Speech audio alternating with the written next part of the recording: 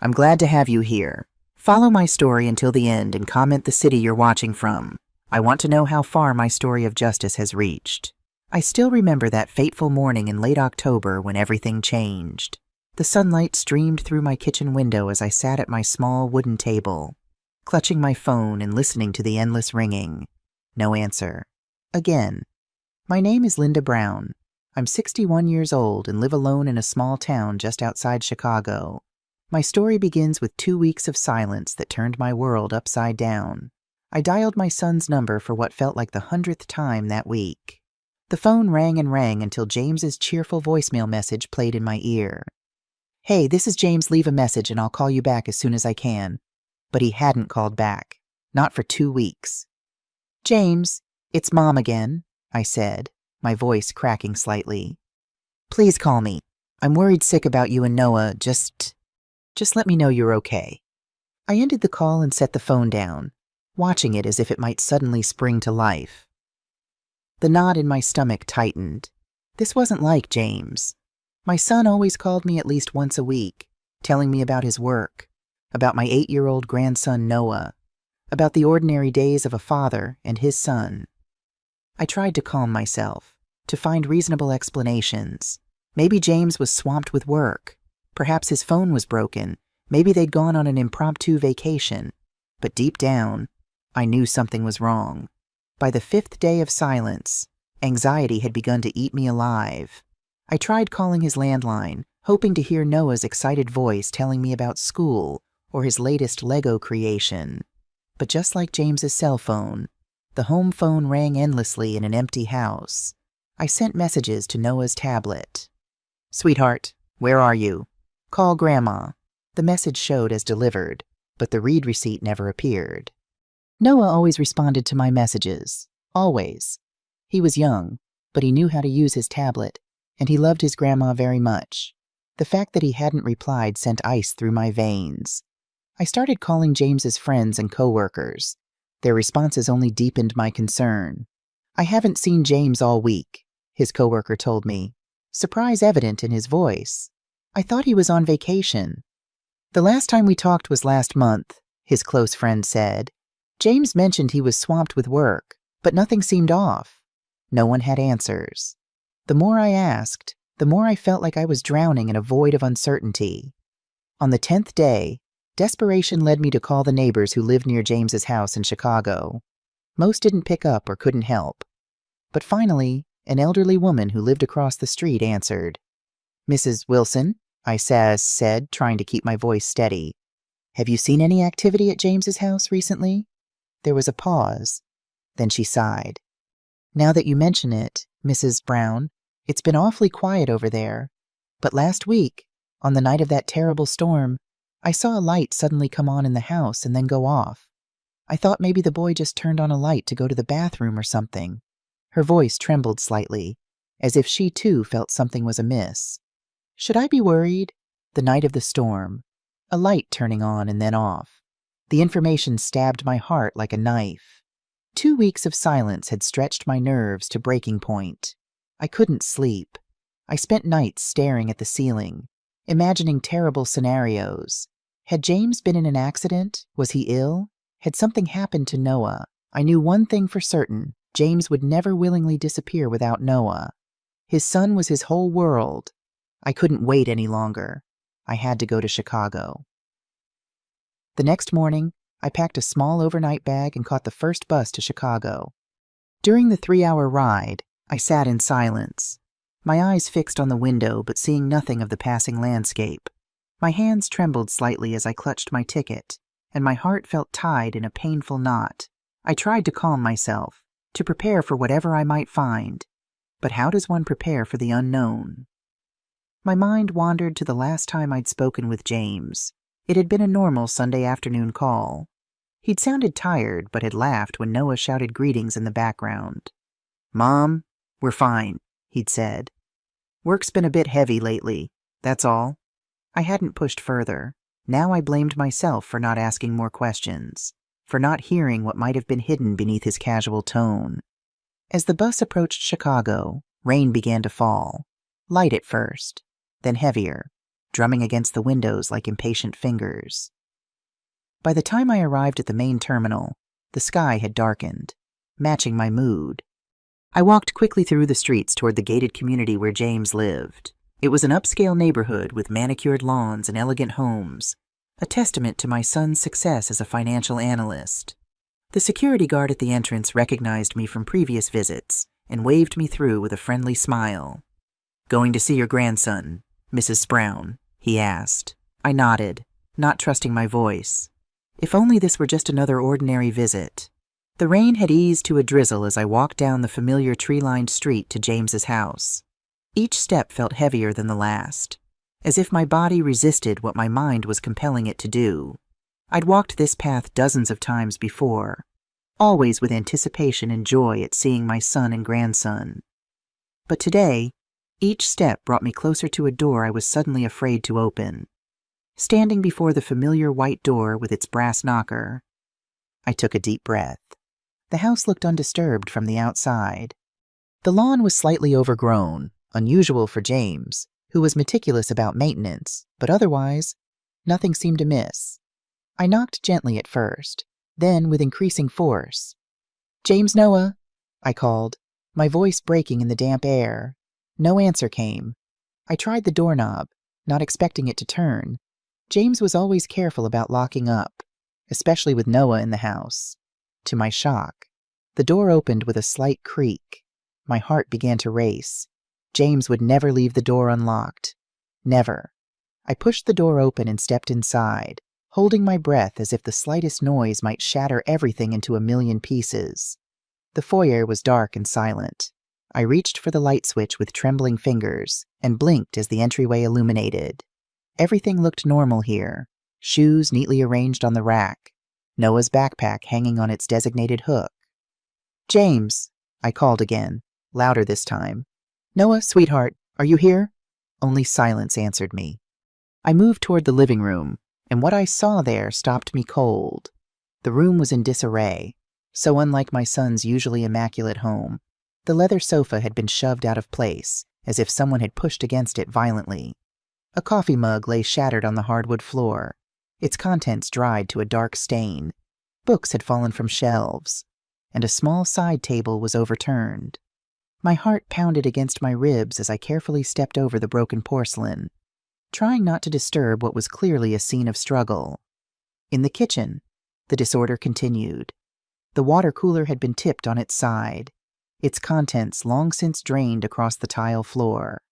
Several empty water bottles lay scattered about, their caps missing as if someone had frantically gulped their contents. The smell of dampness and silence filled the house, sending chills down my spine. I moved to the stairs, each step creaking under my weight.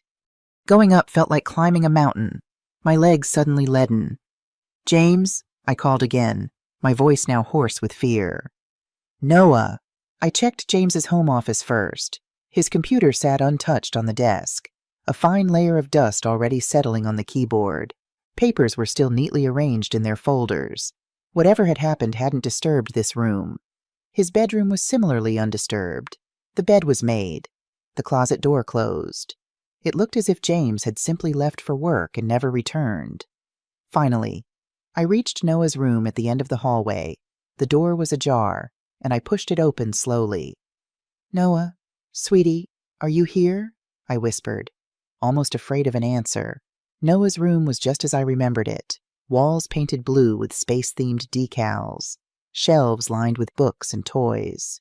His bed was neatly made, his favorite teddy bear propped against the pillows. Lego blocks were scattered on his play table in the corner, a half-finished spaceship abandoned mid-construction. I stood in the middle of the room, surrounded by the remnants of my grandson's life, and felt a crushing wave of despair. Where were they? What had happened in this house then? I heard it. A small noise from under the bed. A scraping sound, like plastic moving against wood. I froze, a chill running down my spine. My heart pounded so hard I could hear it in my ears. There was something under the bed. I wanted to bend down and look, but my feet felt glued to the floor. I took a step back, grabbing the edge of Noah's desk to steady myself. "Noah!" I called again, my voice barely audible. The tiny sound came again, clearer this time, a plastic bottle rolling on hardwood. Twist one, something was moving beneath Noah's bed. Panic seized me. I backed out of the room, stumbling slightly in my haste. I ran down the stairs, nearly falling in my rush to get out, to get help. On the front porch, I pulled out my phone with shaking hands. I had to dial the emergency number 3 times before my trembling fingers got it right. 911, what's your emergency? A calm voice answered. My son is missing, I gasped, my words tumbling out in a rush. I haven't heard from him in 2 weeks. His house is a mess, like there was a fight, and there's something under my grandson's bed. My voice broke on the last words. Ma'am, please give me your address, the operator requested. I recited James's address, my voice shaking. Officers are on their way, she assured me. Please wait outside for them to arrive. I paced the front lawn, hugging myself against the evening chill. Every few seconds, I glanced up at Noah's bedroom window, half expecting to see a face watching me, but the window remained dark and empty. Within minutes, the red and blue lights of a patrol car illuminated the quiet street. 2 officers emerged, one young and tall, the other older with a weathered face. Mrs. Brown, the older officer approached. I'm Officer Roberts, and this is Officer Davis. You reported a missing person and a possible intruder. I nodded, struggling to keep my voice steady as I explained the situation. My son James and my grandson Noah, I haven't heard from them in 2 weeks. The house is a mess inside, and I heard something moving under Noah's bed. The officers exchanged glances. Let's take a look, Officer Roberts said gently. Stay behind us, ma'am. We entered the house, the officers switching on their flashlights despite the overhead lights. They noted the disarray in the living room, taking pictures with their phones and speaking in low tones. Which way to the child's room? Officer Davis asked. I led them upstairs, each step feeling like lead. At Noah's doorway, I pointed with a shaky finger. Under the bed, I whispered. I heard something moving. Officer Davis approached the bed cautiously while Officer Roberts stood by the door, hand resting on his holster. The younger officer knelt down and directed his flashlight beneath the bed frame. Is anyone under there? He called firmly. A heavy silence filled the room. Then, without another word, both officers gripped the sides of the bed and lifted it in one swift motion, moving it aside to reveal what lay beneath. My heart stopped. Climax 1 there, curled in a tight ball on the floor, was Noah. My grandson was barely recognizable. His small body was painfully thin, his clothes filthy and damp with sweat. His hair was matted against his skull, and his face was pale and drawn. In his hand, he clutched an empty plastic water bottle with a death grip, his knuckles white with the effort. But what struck me most were his eyes, wide open but vacant, staring at nothing, as if he were looking into another world I couldn't see. Noah, I cried, falling to my knees beside him. I wanted to gather him into my arms, but my hands were shaking so badly I was afraid I might hurt him. Noah, it's Grandma. Can you hear me? He didn't respond. He didn't even blink. He just clutched that empty bottle tighter, his breathing shallow and rapid. Officer Roberts was already on his radio, calling for an ambulance. We need medical assistance immediately. We have a child, approximately 8 years old, severe dehydration, possible malnutrition, unresponsive but conscious. Officer Davis knelt beside me. Ma'am, try not to touch him too much. He's in shock. I nodded, tears streaming down my face. Noah, sweetie, help is coming. Grandma's here now. You're safe. Still no response. He remained curled on his side, eyes fixed on nothing. The minutes until the ambulance arrived felt like hours. I sat on the floor near Noah, speaking softly, telling him everything would be okay, though I had no idea if that was true. Where was James? What had happened to my son, and how had Noah ended up hidden under his bed in this condition when the paramedics rushed in? They gently moved me aside to examine Noah. Their faces were professionally neutral, but I could see the concern in their eyes as they checked his vital signs. Severe dehydration, one murmured to his colleague. Possible malnutrition. No obvious external injuries. They placed Noah on a stretcher, and as they lifted him, the empty water bottle finally fell from his grasp. His hand remained curled as if still holding it, and a small whimper escaped his lips, the first sound I'd heard him make. "I'm coming with him," I told the paramedics. Not a question, but a statement. In the ambulance, I sat beside Noah's stretcher, watching the paramedics attach IV fluids to his thin arm. His eyes remained open, but he showed no recognition of me or his surroundings. "Noah," I whispered, leaning close.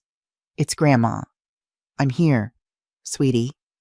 I'm not going anywhere." For just a moment, his eyes flickered toward my voice, and I thought I saw a flicker of awareness. Then it was gone, and he was staring at the ceiling of the ambulance again.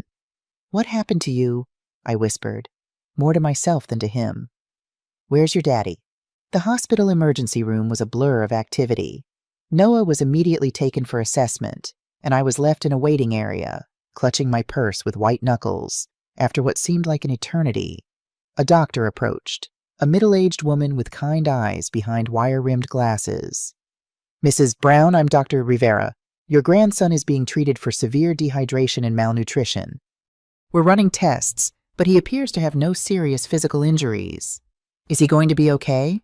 I asked, my voice small. Dr. Rivera's expression was grave.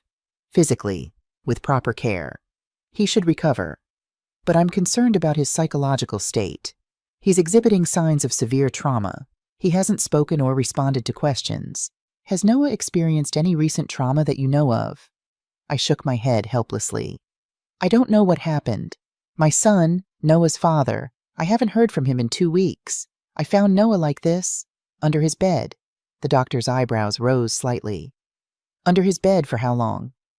"I don't know," I admitted, tears threatening again. "Perhaps the entire 2 weeks, is that possible?" Dr. Rivera considered this. "It's unusual, but in a state of extreme fear or trauma, especially in children, hiding behavior can persist. If he had access to some water, even limited, it's possible. We'll need to speak with child psychologists, and of course the police will need to investigate."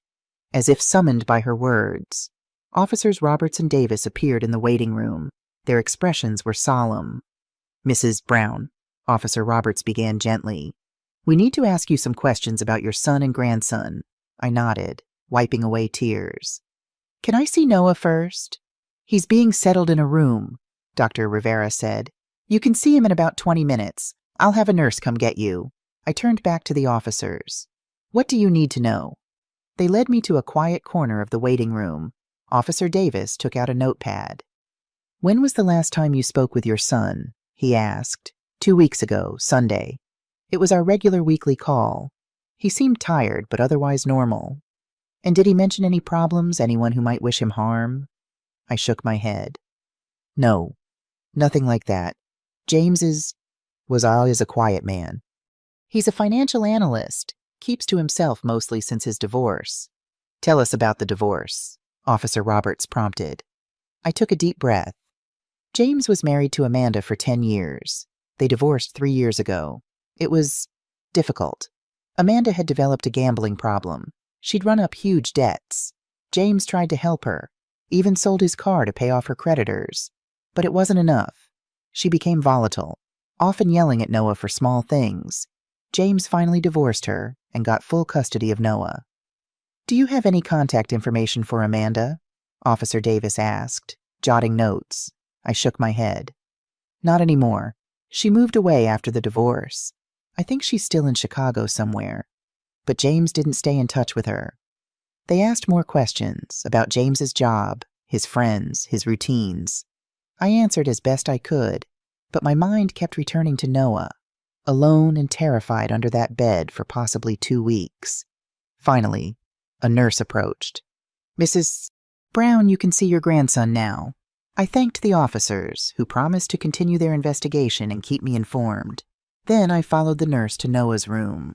Noah lay in a hospital bed that seemed too large for his small frame. An IV was attached to his arm, and monitors beeped softly beside him. He was clean now, his hair washed and combed, dressed in a hospital gown, but his eyes still held that vacant stare, fixed on the ceiling. I sat beside his bed and gently took his hand. It was cold and limp in mine. "Noah, it's Grandma," I said softly. "You're safe now, sweetheart. I'm here with you." No response, not even a flicker of recognition. A nurse entered quietly to check his vitals. "Try talking to him," she suggested kindly. "Even if he doesn't respond, he might be listening." After she left, I began to speak, my voice low and steady. I told Noah about my garden back home, about the cardinals that had built a nest in my maple tree, about the books I'd been saving to read with him. I talked until my voice grew hoarse, watching for any sign that he heard me. As night fell, the hospital grew quieter. Noah had fallen into a fitful sleep, occasionally twitching and whimpering. I stroked his hair gently when this happened, whispering reassurances. A soft knock at the door roused me from my thoughts. Officer Roberts stood there, his expression grave. "Mrs. Brown, could I speak with you outside for a moment?" My heart sank. Something in his tone told me the news wasn't good. In the hallway, he spoke in a low voice. "We've processed the scene at your son's house. I'm afraid we found a significant amount of blood in the living room, near where the coffee table was overturned." The world seemed to tilt beneath my feet. I reached for the wall to steady myself. "Blood," I whispered. He nodded grimly. "We've sent samples for DNA testing, but given the circumstances, we're treating this as a possible homicide investigation." "James," I breathed, the name a prayer and a plea. "You think someone killed my son?" "We don't know that for certain yet," he said quickly, "but we need to prepare for that possibility. We'd like to bring in a child psychologist to speak with Noah as soon as he's able. He may be the only witness to whatever happened." I nodded numbly. "Of course. Whatever you need. Try to get some rest, Mrs. Brown," Officer Roberts said gently. "We'll have an officer stationed in the hallway tonight, just as a precaution." "A precaution against what?" I asked, suddenly afraid. He hesitated. "Just standard procedure in cases like this." I returned to Noah's room, my mind reeling. Blood in the living room, a possible homicide. My son, my James, might be. I couldn't complete the thought. I sat beside Noah's bed again, taking his small hand in mine. "Noah," I whispered, tears falling freely now. "What happened to your daddy? What happened to you both?"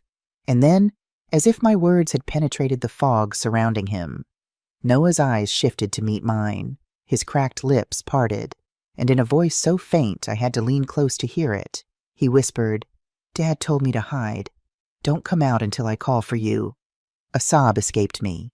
"Noah, can you hear me, sweetheart?" His eyes filled with tears. "Grandma," he whispered, "Dad is dead." Too, Noah had witnessed something terrible. His words echoed in the quiet room, and then he began to cry, silent, shaking sobs that racked his small body. I carefully gathered him into my arms, mindful of the IV, and held him as he trembled. "It's okay, Noah," I murmured, though nothing was okay. "Grandma's here now. You're safe." Over his shoulder, I pressed the call button. Within moments, a nurse appeared, quickly followed by Dr. Rivera, who had apparently been nearby. "He spoke," I told them, still holding Noah as he cried. "He said his father told him to hide." Dr. Rivera approached slowly, careful not to startle Noah. "Noah, my name is Dr. Rivera. You're in the hospital, and you're safe now. Can you tell us what happened?" Noah clung to me tighter, burying his face in my shoulder. "No," he whimpered. "They'll find me." "Who will find you?" "Noah," I asked gently. But Noah had retreated back into silence, his body rigid with fear. Dr. Rivera signaled to the nurse, who prepared a mild sedative. "This will help him rest," she explained to me. "He's been through severe trauma. Sleep is the best thing for him right now." After Noah had been sedated and lay sleeping peacefully, Dr. Rivera took me aside. "This is a breakthrough," she said. "He's beginning to emerge from his dissociative state, but we need to be very careful. The psychological damage from whatever he witnessed could be profound. I nodded, understanding. The police think his father might have been killed. I heard, she said gently. They've asked for a forensic psychologist to interview Noah tomorrow, if he's able, but his well-being comes first. If he's not ready, it will have to wait. That night, I slept in a recliner beside Noah's bed, waking at his slightest movement. In the dim light from the hallway, I watched his chest rise and fall. This precious child who had survived something unimaginable. My son might be gone. The thought kept returning, a knife to my heart that I couldn't remove. James, my only child, the quiet, serious boy who had grown into a kind and devoted father. And what of Amanda? Where was Noah's mother in all this? Had she been involved somehow? The questions circled in my mind like vultures, giving me no peace. In the early hours of the morning, Noah stirred and opened his eyes. For a moment, he looked confused, then fearful as he took in the unfamiliar room. But when his gaze found me, recognition dawned. "Grandma," he whispered, "you found me." I moved to sit on the edge of his bed, taking his hand. "Yes, sweetheart, I found you. You're safe now." He looked around the room anxiously. "Where's Dad?" My heart broke. How could I answer Noah? "Can you tell me what happened? Why were you hiding under the bed?" His small face crumpled. "Dad told me to. He said don't come out until he calls for me." A tear slid down his cheek. But he never called. I gathered him close, my own tears falling into his hair. "It's okay, Noah. You did exactly what your daddy told you to do. You were very brave." "Is Dad coming?" he asked in a small voice.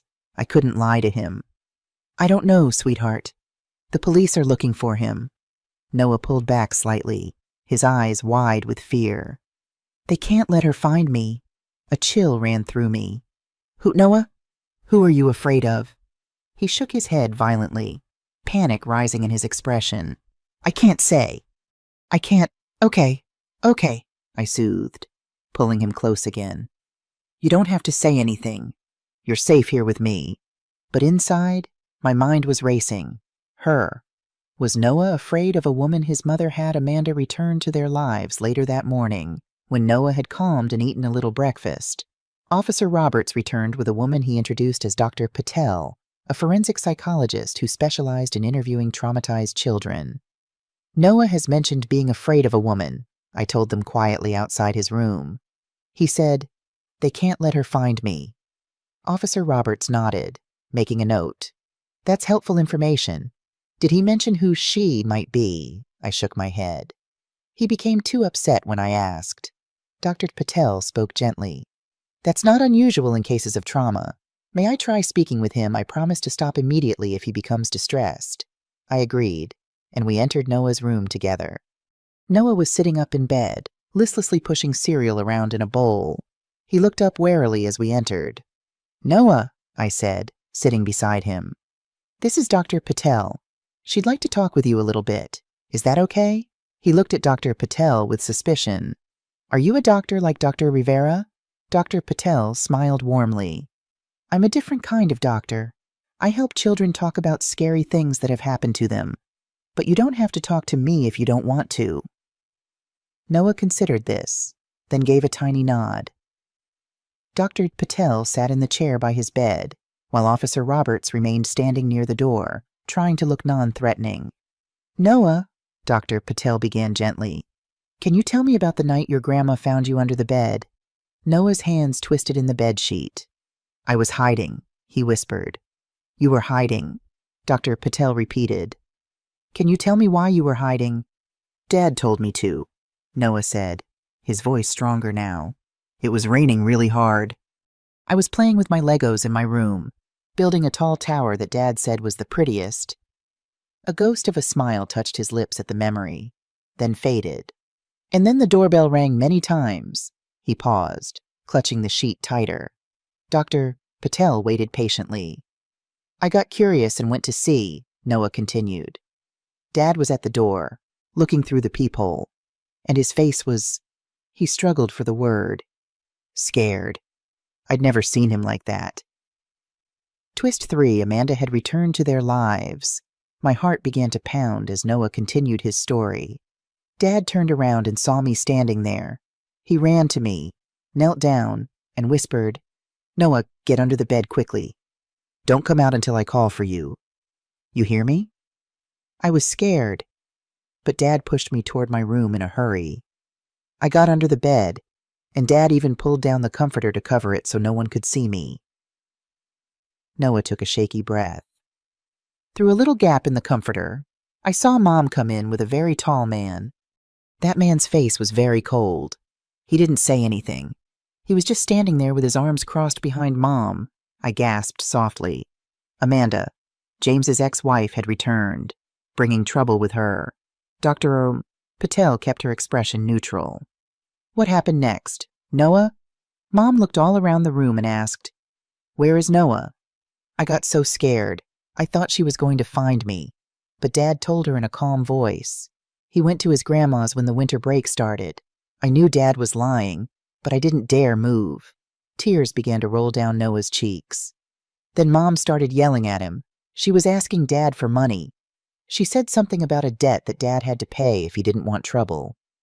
But Dad shook his head and wouldn't give her any money. He told her she had gone too far, that she had bothered him enough. Noah was trembling now, and I wanted to gather him into my arms, to protect him from these memories. But Dr. Patel caught my eye, silently asking me to wait. "What happened after your dad said that?" she prompted gently. Noah's voice dropped to a whisper. Dad and Mom and the tall man started fighting really bad. Mom was screaming, and the other man got closer, saying something like a threat. I didn't hear it clearly, but I saw him push my dad. Dad stumbled back, and then he pushed him harder. Dad fell and hit his head on the corner of the table. There was a loud thud, and red water started coming out. Noah began to sob in earnest now. I saw Dad lying there not moving. I wanted to come out. I wanted to call him, but I was scared. I was so scared. I couldn't hold back any longer. I gathered Noah into my arms, letting him cry against my shoulder. "It's okay, sweetie. You're safe now. Grandma's here." Officer Roberts had moved closer, his face grave. "Noah," he said gently, "what happened after your dad fell?" Noah clung to me tighter but managed to speak between sobs. Mom and the man were talking really fast. Mom looked scared now, too. She kept saying, "This wasn't supposed to happen." The man told her to shut up.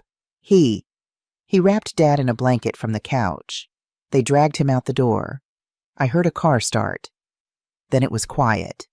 He looked up at me, his eyes wide with fear. I waited for Dad to call me. I waited and waited. I was so thirsty, so I crawled out once to get water from the bathroom. I took lots of bottles back under the bed, but I was so scared they'd come back that I stayed under there. I kept waiting for Dad to call me. My heart shattered for this brave little boy who had followed his father's instructions to the letter, waiting in terror for a call that would never come. Officer Roberts spoke quietly to Dr. Patel, then addressed Noah with gentleness. "Noah, you've been very brave. The information you've given us is going to help us find the people who hurt your dad. Would you recognize the tall man if you saw him again?" Noah nodded hesitantly. "He had a scar here." He pointed to his own cheek, and his hair was all shaved. "Thank you, Noah," Officer Roberts said. "I'm going to have some officers watch your room, just to make sure you stay safe. Is that okay with you?" Noah nodded again, clutching me tighter. After Officer Roberts and Dr. Patel left, promising to return later, I held Noah as he drifted into an exhausted sleep. My mind was reeling with what we'd learned. Amanda had returned to James's life, bringing violence with her, and now my son was likely dead, and my grandson traumatized beyond measure. I looked down at Noah's sleeping face, peaceful for the first time since I'd found him. I made a silent promise I would protect this child with my life, and I would make sure that Amanda and her accomplice paid for what they had done to our family. As Noah slept, Officer Roberts returned quietly to the room. "Mrs. Brown," he said in a low voice, "based on Noah's testimony, We're issuing an APB for Amanda Brown and her unknown male accomplice. We're treating this as a homicide investigation now." I nodded, my jaw set firmly despite the tears that threatened. "Find them," I whispered. "Find them and bring them to justice." "We will," he promised. "In the meantime, we've stationed an officer outside this room. Noah will be safe." As he turned to leave, I called after him softly, "Officer Roberts, my son, do you think there's any chance?" He met my gaze, and the compassion in his eyes told me everything I needed to know. "We're doing everything we can." Mrs. Brown. Left alone with Noah, I watched the rise and fall of his chest. This precious child who had endured so much, the weight of what lay ahead, the search for James, the hunt for Amanda, the long road of healing for Noah, pressed down on me like a physical burden. But I straightened my shoulders, determination replacing despair. James had protected his son with his final act. Now it was my turn to be strong. For Noah, for James, for justice. The next morning, sunlight streamed through the hospital window, casting a warm glow that belied the darkness of our situation. Noah had slept fitfully through the night, occasionally whimpering in his sleep. Each time, I gently stroked his hair and whispered reassurances until he settled again. I sat in the recliner beside his bed, watching his chest rise and fall, thinking of James, my son, who had always been so careful, so protective of Noah. The image of him lying motionless on the floor, blood pooling beneath his head, haunted me. I tried to push it away, but it returned relentlessly, along with the crushing weight of grief I wasn't yet ready to fully acknowledge. Dr. Rivera entered the room quietly, clipboard in hand. She checked Noah's vital signs and nodded with cautious approval. "He's improving physically," she said softly. "The IV fluids have addressed the dehydration, and we're slowly reintroducing proper nutrition. His body is resilient." "And his mind?" I asked, my voice barely above a whisper. Dr. Rivera's expression grew more somber. "The psychological trauma is significant. What he witnessed, combined with the isolation and fear of those 2 weeks. It will take time, Mrs. Brown, but children can be remarkably resilient with the right support." Noah stirred then, his eyes fluttering open. For a moment, panic flashed across his face as he took in his surroundings. Then his gaze found me, and relief washed over him. "Grandma," he said, his voice small but clearer than it had been yesterday. "You're still here." I moved to sit on the edge of his bed, taking his hand in mine. "Of course I am, sweetheart. I'm not going anywhere." Dr. Rivera approached with a gentle smile. "Good morning, Noah. How are you feeling today?" Noah considered the question seriously. "My tummy doesn't hurt as much, but I'm still scared." "That's understandable," Dr. Rivera said. "Being scared after what you've been through is completely normal, but you're safe here. There's even a police officer right outside your door to make sure of that." Noah's eyes widened slightly. "To keep Mom and the scary man away." "Yes," I assured him. "No one is going to hurt you again." A nurse brought in a breakfast tray, oatmeal with fruit, toast with a small dish of peanut butter, and apple juice. Noah looked at it warily. "Just try a little," I encouraged. "You need to get your strength back." He took a few tentative spoonfuls of oatmeal, then a few more with increasing eagerness. I realized with a pang that he must have been starving during those 2 weeks under the bed, rationing the little water he had, perhaps too terrified to venture out for food more than once or twice. As he ate, Officer Roberts knocked softly on the doorframe. "May I come in?" I nodded, and Noah tensed slightly but continued eating. "Good morning, Noah," Officer Roberts said, keeping his distance so as not to intimidate the boy. "I'm glad to see you're feeling better. Mrs. Brown, could I speak with you in the hallway for a moment?" "I'll be right outside the door," I told Noah. "Dr. Rivera will stay with you. Okay?" Noah nodded, though his eyes followed me anxiously as I stepped into the hallway with Officer Roberts. "We've made some progress," he said in a low voice. "Based on Noah's description and our investigation at the house, we've issued a BOLO, be on the lookout, for Amanda Brown and an unidentified male accomplice. We're also checking security camera footage from the neighborhood on the night of the storm. Have you found— I couldn't bring myself to say it. Officer Roberts understood. No body has been recovered yet, but we're widening our search. The amount of blood at the scene. He paused, choosing his words carefully. It's consistent with a severe head injury.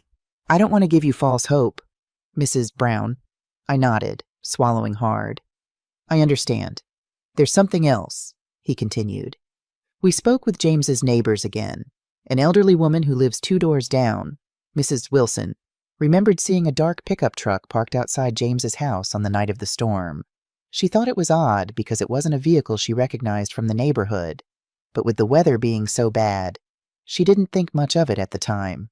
A truck, I repeated. To transport. To take James away. Possibly, Officer Roberts agreed grimly. We're checking traffic cameras in the area to see if we can identify the vehicle. What about Amanda? I asked. Do you have any leads on where she might be? We're looking into her known associates and checking her last known address. We've also frozen James's bank accounts and are monitoring for any unusual activity. He hesitated, then added, There's one more thing you should know. We found a life insurance policy in James's home office, a substantial one. My blood ran cold. And the beneficiary, Amanda Brown, Dwight. The insurance policy revealed a clear motive. I leaned against the wall, my legs suddenly weak. He never changed it after the divorce. Officer Roberts shook his head. It appears not. The policy is for $2 million, Mrs. Brown. That's a significant motive. $2 million. The sum was staggering. James had always been financially prudent, thinking ahead. He'd taken out the policy when Noah was born, wanting to ensure his family would be provided for if anything happened to him. But after the divorce, with everything else going on, he must have forgotten to change the beneficiary. Amanda knew about the policy, I said slowly, memories surfacing. James told me once that she kept the paperwork in her desk. She would have known she was still the beneficiary. That gives her a very clear motive, Officer Roberts agreed. Combined with Noah's testimony about her demanding money and bringing an unknown man to intimidate James, we have a strong case building. I thought of Noah, so small and vulnerable in that hospital bed. What happens to Noah now legally? I mean, for the moment, as his grandmother, you're his closest relative. Child Protective Services has been notified, but given the circumstances, they're recommending he remain in your care while the investigation continues. Once we locate Amanda— She can't have him, I said fiercely. Not after what she's done, Officer Roberts nodded. If she's charged with involvement in your son's, in a homicide, she'll lose all parental rights, but we need to follow due process. I understand, I said, though the thought of Amanda having any claim to Noah made my blood boil. I should get back to him. He gets anxious when I'm not there. As I turned to go back into the room, Officer Roberts added, We'll have an officer here 24/7 until we locate Amanda. Noah's safety is our priority, too. I thanked him and returned to Noah's side. He'd finished most of his breakfast and was looking more alert than I'd seen him since finding him. Is everything okay, Grandma? He asked, his eyes searching my face. I forced a smile. Yes, sweetheart. The police are doing everything they can to find your mom and the man who was with her. Noah's expression darkened. She hurt Dad. I know, honey, I said gently, sitting beside him and taking his hand. Can you tell me more about what happened that night? Only if you feel ready. Noah was quiet for a long moment, his small fingers fidgeting with the edge of his blanket. Finally, he spoke, his voice so soft I had to lean close to hear. Dad and I were having a good day, he began. We made pancakes for breakfast, and then we played video games. Dad let me win at Mario Kart. A ghost of a smile touched his lips at the memory. It started raining really hard in the afternoon. Dad said we might lose power, so he got out the flashlights and candles. Just in case. He paused, his expression growing troubled. Then the doorbell rang. It kept ringing and ringing, like someone was angry. Dad looked through the peephole and got really pale. He told me to go to my room, but I was curious, so I followed him to the door instead. Noah's voice trembled slightly. Dad saw me and looked really scared.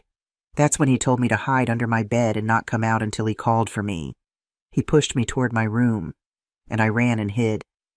I was so scared. Grandma, I'd never seen Dad like that before. You were very brave to do what your dad told you, I assured him. Noah continued, his words coming faster now. I heard the front door open, and Mom's voice. She was saying, "Where is he? Where's Noah?" But Dad told her I was at your house.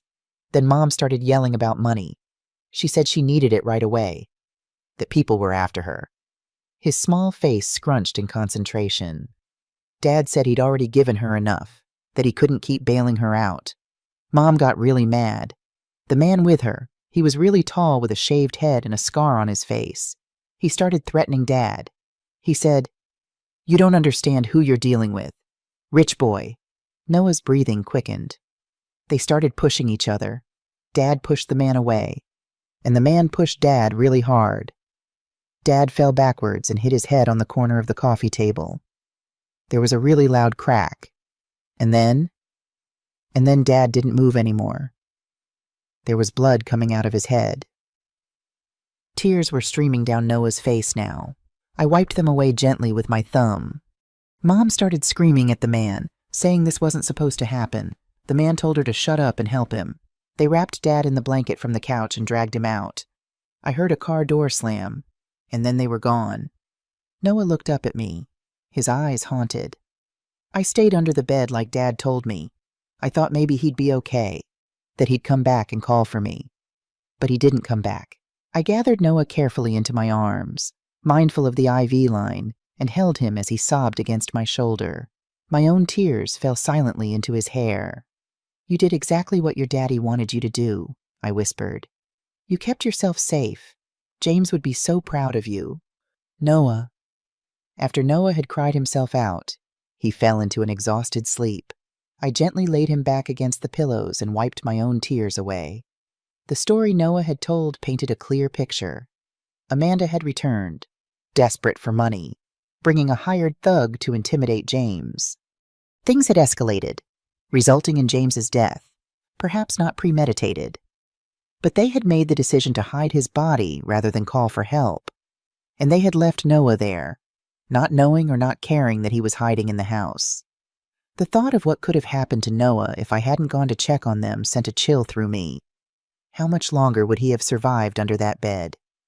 Would he have eventually ventured out? Only to find himself alone in an empty house. A soft knock at the door pulled me from these dark thoughts. Dr. Patel, the forensic psychologist from yesterday, entered quietly. "How is he?" she asked, nodding toward the sleeping Noah. "He told me more about what happened," I said.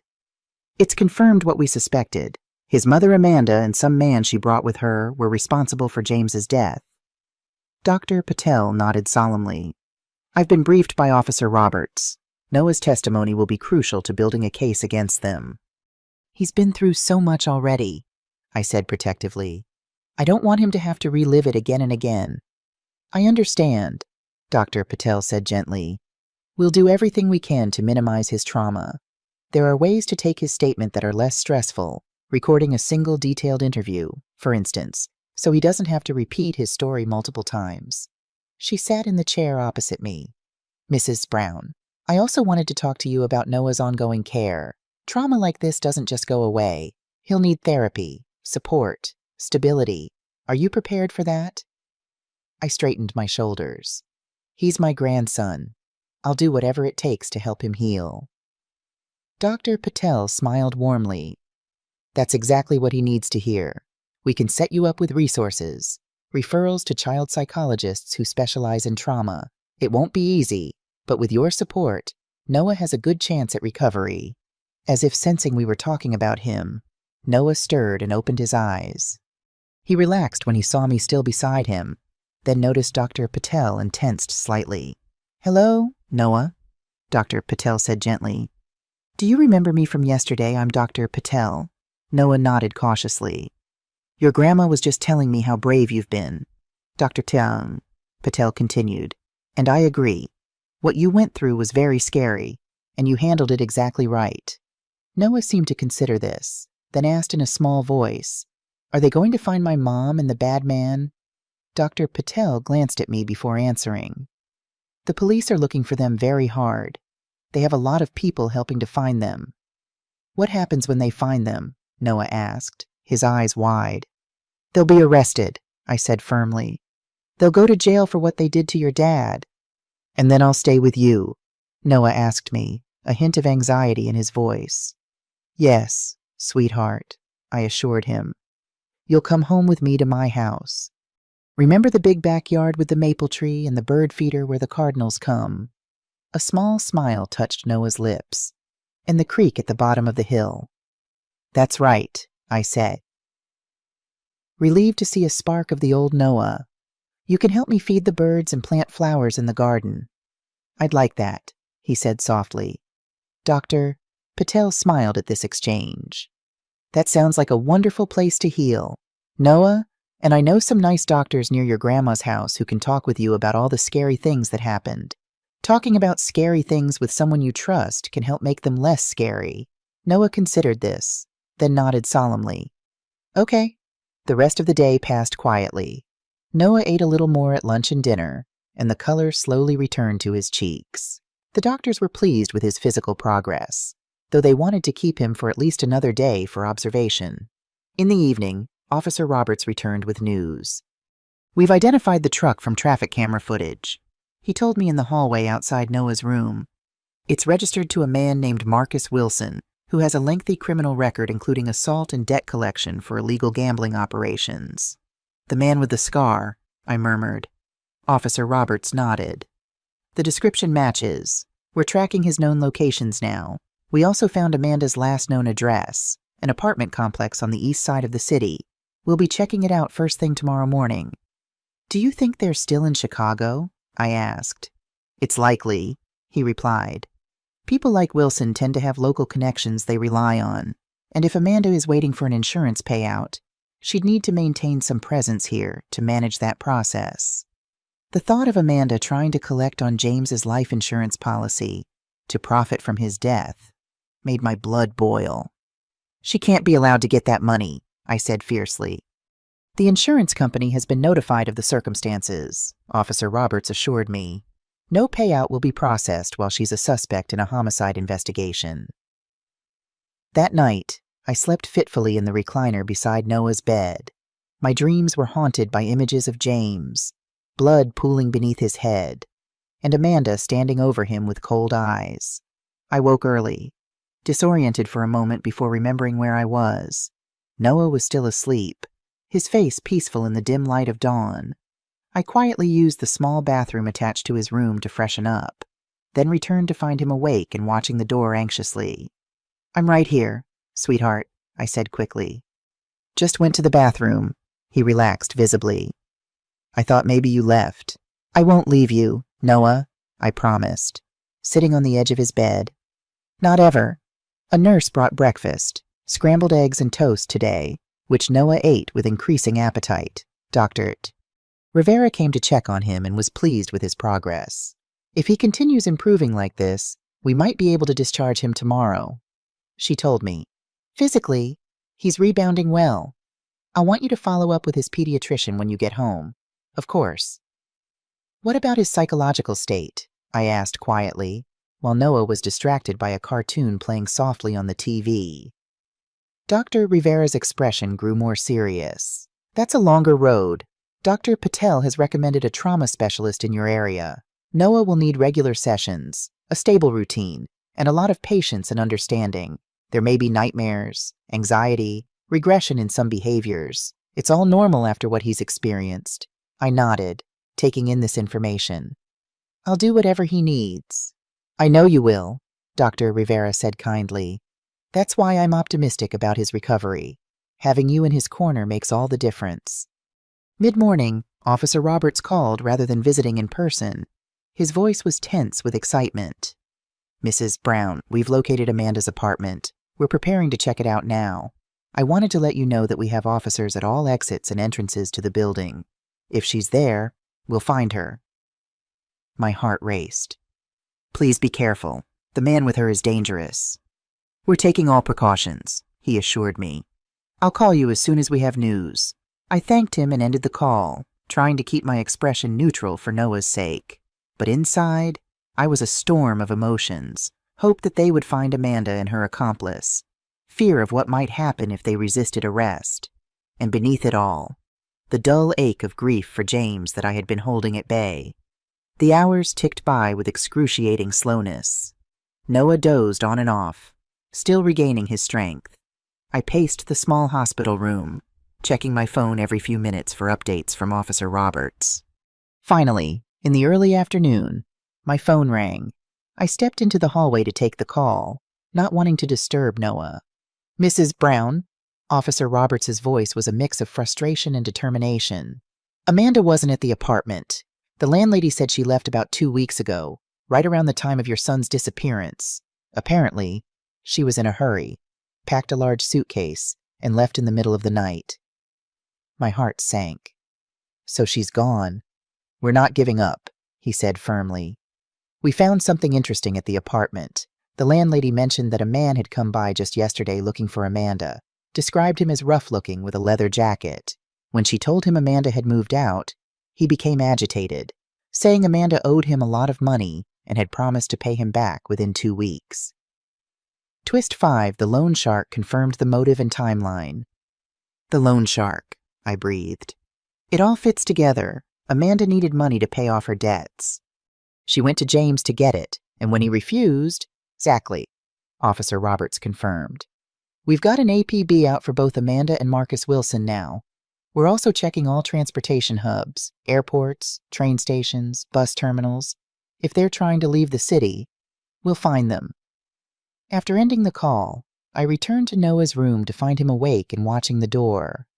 "Was that the police?" he asked, surprisingly perceptive. I nodded, seeing no point in hiding it from him.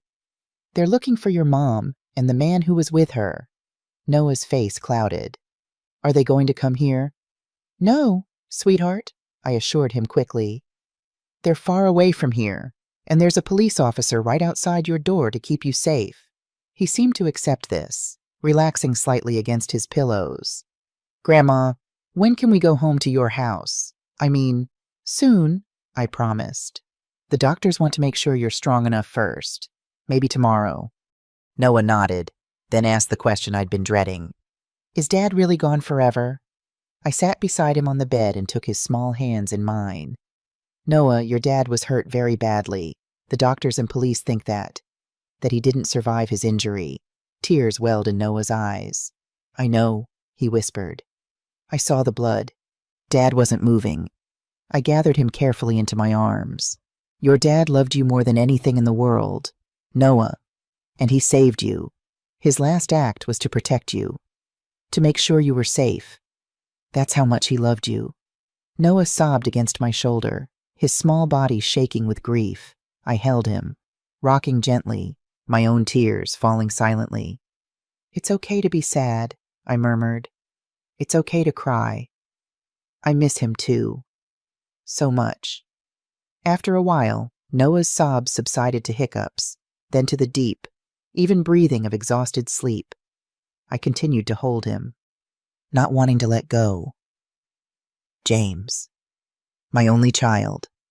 The quiet, thoughtful boy who had grown into a kind and caring man. The devoted father who had given his life to protect his son. The crushing weight of grief I'd been holding back broke through my defenses, and I wept silently, my tears falling into Noah's hair. I must have dozed off still holding Noah, because the next thing I knew, a gentle hand was on my shoulder.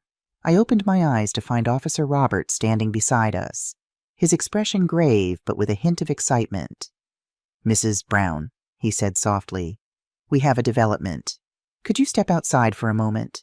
I carefully extricated myself from Noah's embrace, settling him against the pillows. He stirred slightly but didn't wake. In the hallway, Officer Roberts spoke in a low, urgent voice. "We've found Wilson's truck abandoned at a frozen goods warehouse on the outskirts of the city. It's a location known to be used by the loan shark operation he works for." My heart began to race. And James Officer Roberts' expression was compassionate but direct. "We've dispatched a forensic team to the warehouse. There's There's reason to believe we might find your son's remains there. I gripped the wall for support, the world tilting beneath me. Despite all the evidence, some part of me had still been clinging to hope. Irrational, desperate hope that James might somehow have survived. I understand this is incredibly difficult, Officer Roberts continued gently. But if we locate your son, we'll need you to make a formal identification. I nodded numbly. Of course. We've also been monitoring Amanda's known contacts and possible hideouts. There's a strong possibility she's planning to leave the city soon, especially if she realizes we're closing in. What about the insurance money? I asked, remembering the policy. We've confirmed with the insurance company that she made an inquiry about James's policy just yesterday, Officer Roberts said grimly. She's clearly planning to collect, but they're aware of the investigation now and won't process any claim. I leaned against the wall, trying to process everything. So she killed James, or was party to his death, and then just left Noah there to die too. It appears that way, Officer Roberts agreed, his voice hardening. Which makes this not just a homicide case, but also child endangerment and abandonment. The charges are mounting. Mrs. Brown, when we find her, she'll face serious consequences. I straightened, drawing strength from my anger. Find her, Officer Roberts. Find her and that man, and make them pay for what they did to my family. He nodded solemnly. We will. I promise you that. As he turned to leave, my phone rang, a number I didn't recognize. I answered cautiously. Mrs. Brown? A woman's voice asked. This is Detective Morales from the Chicago PD. I'm at the warehouse location Officer Roberts may have mentioned to you. My breath caught. Yes. Have you found something? There was a slight pause. Mrs. Brown, I'm very sorry to tell you this, but we've recovered a body from a freezer unit in the warehouse. Male, approximately your son's age and build. We'll need to conduct a formal identification, but you should prepare yourself for the possibility that it is James. Though I had been expecting this news, hearing it spoken aloud made it real in a way that threatened to break me. I closed my eyes, gripping the phone tightly.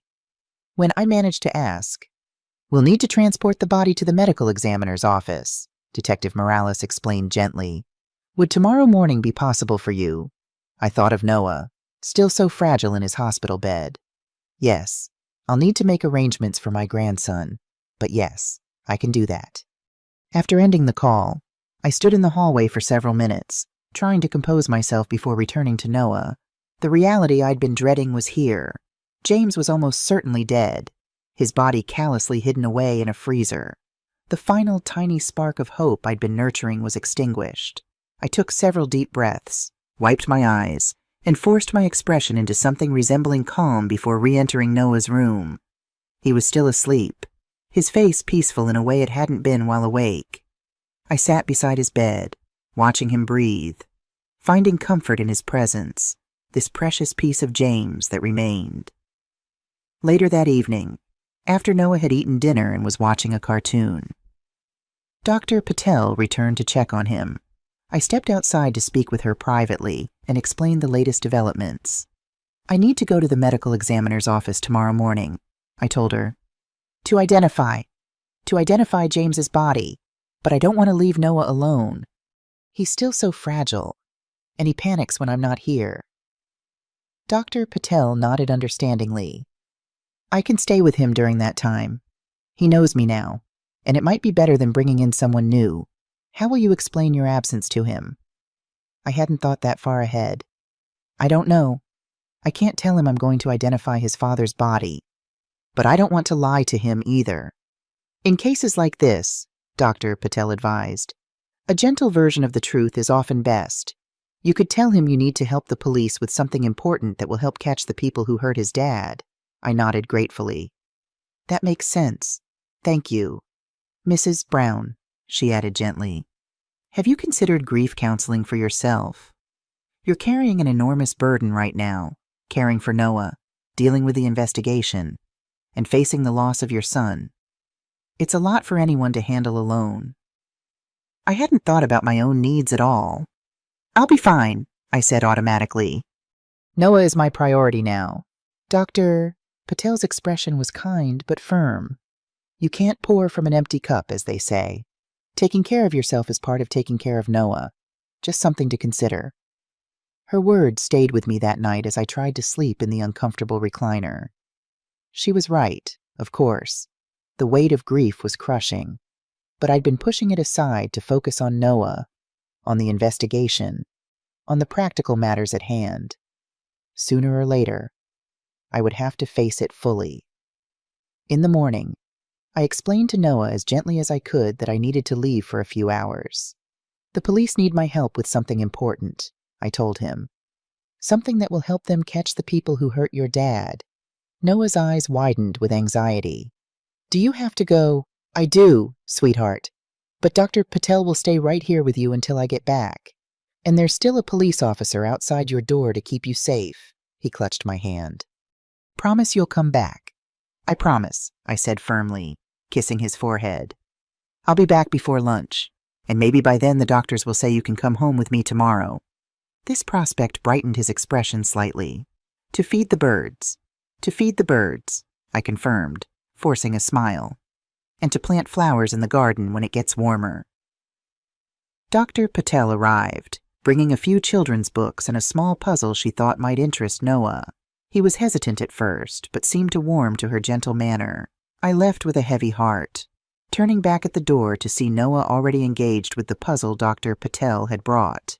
He would be all right for a few hours. I only wished I could say the same for myself. The medical examiner's office was a stark clinical building near the hospital. Officer Roberts met me in the lobby, his expression grave but kind. Mrs. Brown, I know this is incredibly difficult. You don't have to do this if you don't feel able. I do, I said firmly. I need to know. He nodded in understanding and led me through a series of corridors to a small, private viewing room. A large window looked into another room where a body lay covered with a sheet on a metal table. The medical examiner will uncover only the face, Officer Roberts explained gently. All you need to do is indicate whether or not you recognize the deceased as your son. I nodded, steeling myself for what was to come. A middle-aged woman in a lab coat entered the other room and approached the table. She glanced through the window at me, her expression compassionate, then carefully folded back the sheet to reveal the face of the deceased. Though I had tried to prepare myself, the sight of James's face, pale and still in death, hit me like a physical blow. I gripped the edge of the counter before me, my knees threatening to buckle. It was him, my son. Despite the pallor of death, despite the slight distortion from his time in the freezer, I would have recognized him anywhere. The straight nose, the strong jawline, the thick eyebrows, features I had known and loved for 35 years. Yes, I whispered, my voice breaking. That's James. That's my son. Officer Roberts placed a steadying hand on my shoulder. Thank you, Mrs. Brown. I know how hard that was. The medical examiner covered James's face again and exited the room. A moment later, she joined us in the viewing room. Mrs. Brown, I'm Dr. Lowenstein, she introduced herself. I'm very sorry for your loss. Would you like to know our preliminary findings? I nodded, not trusting my voice.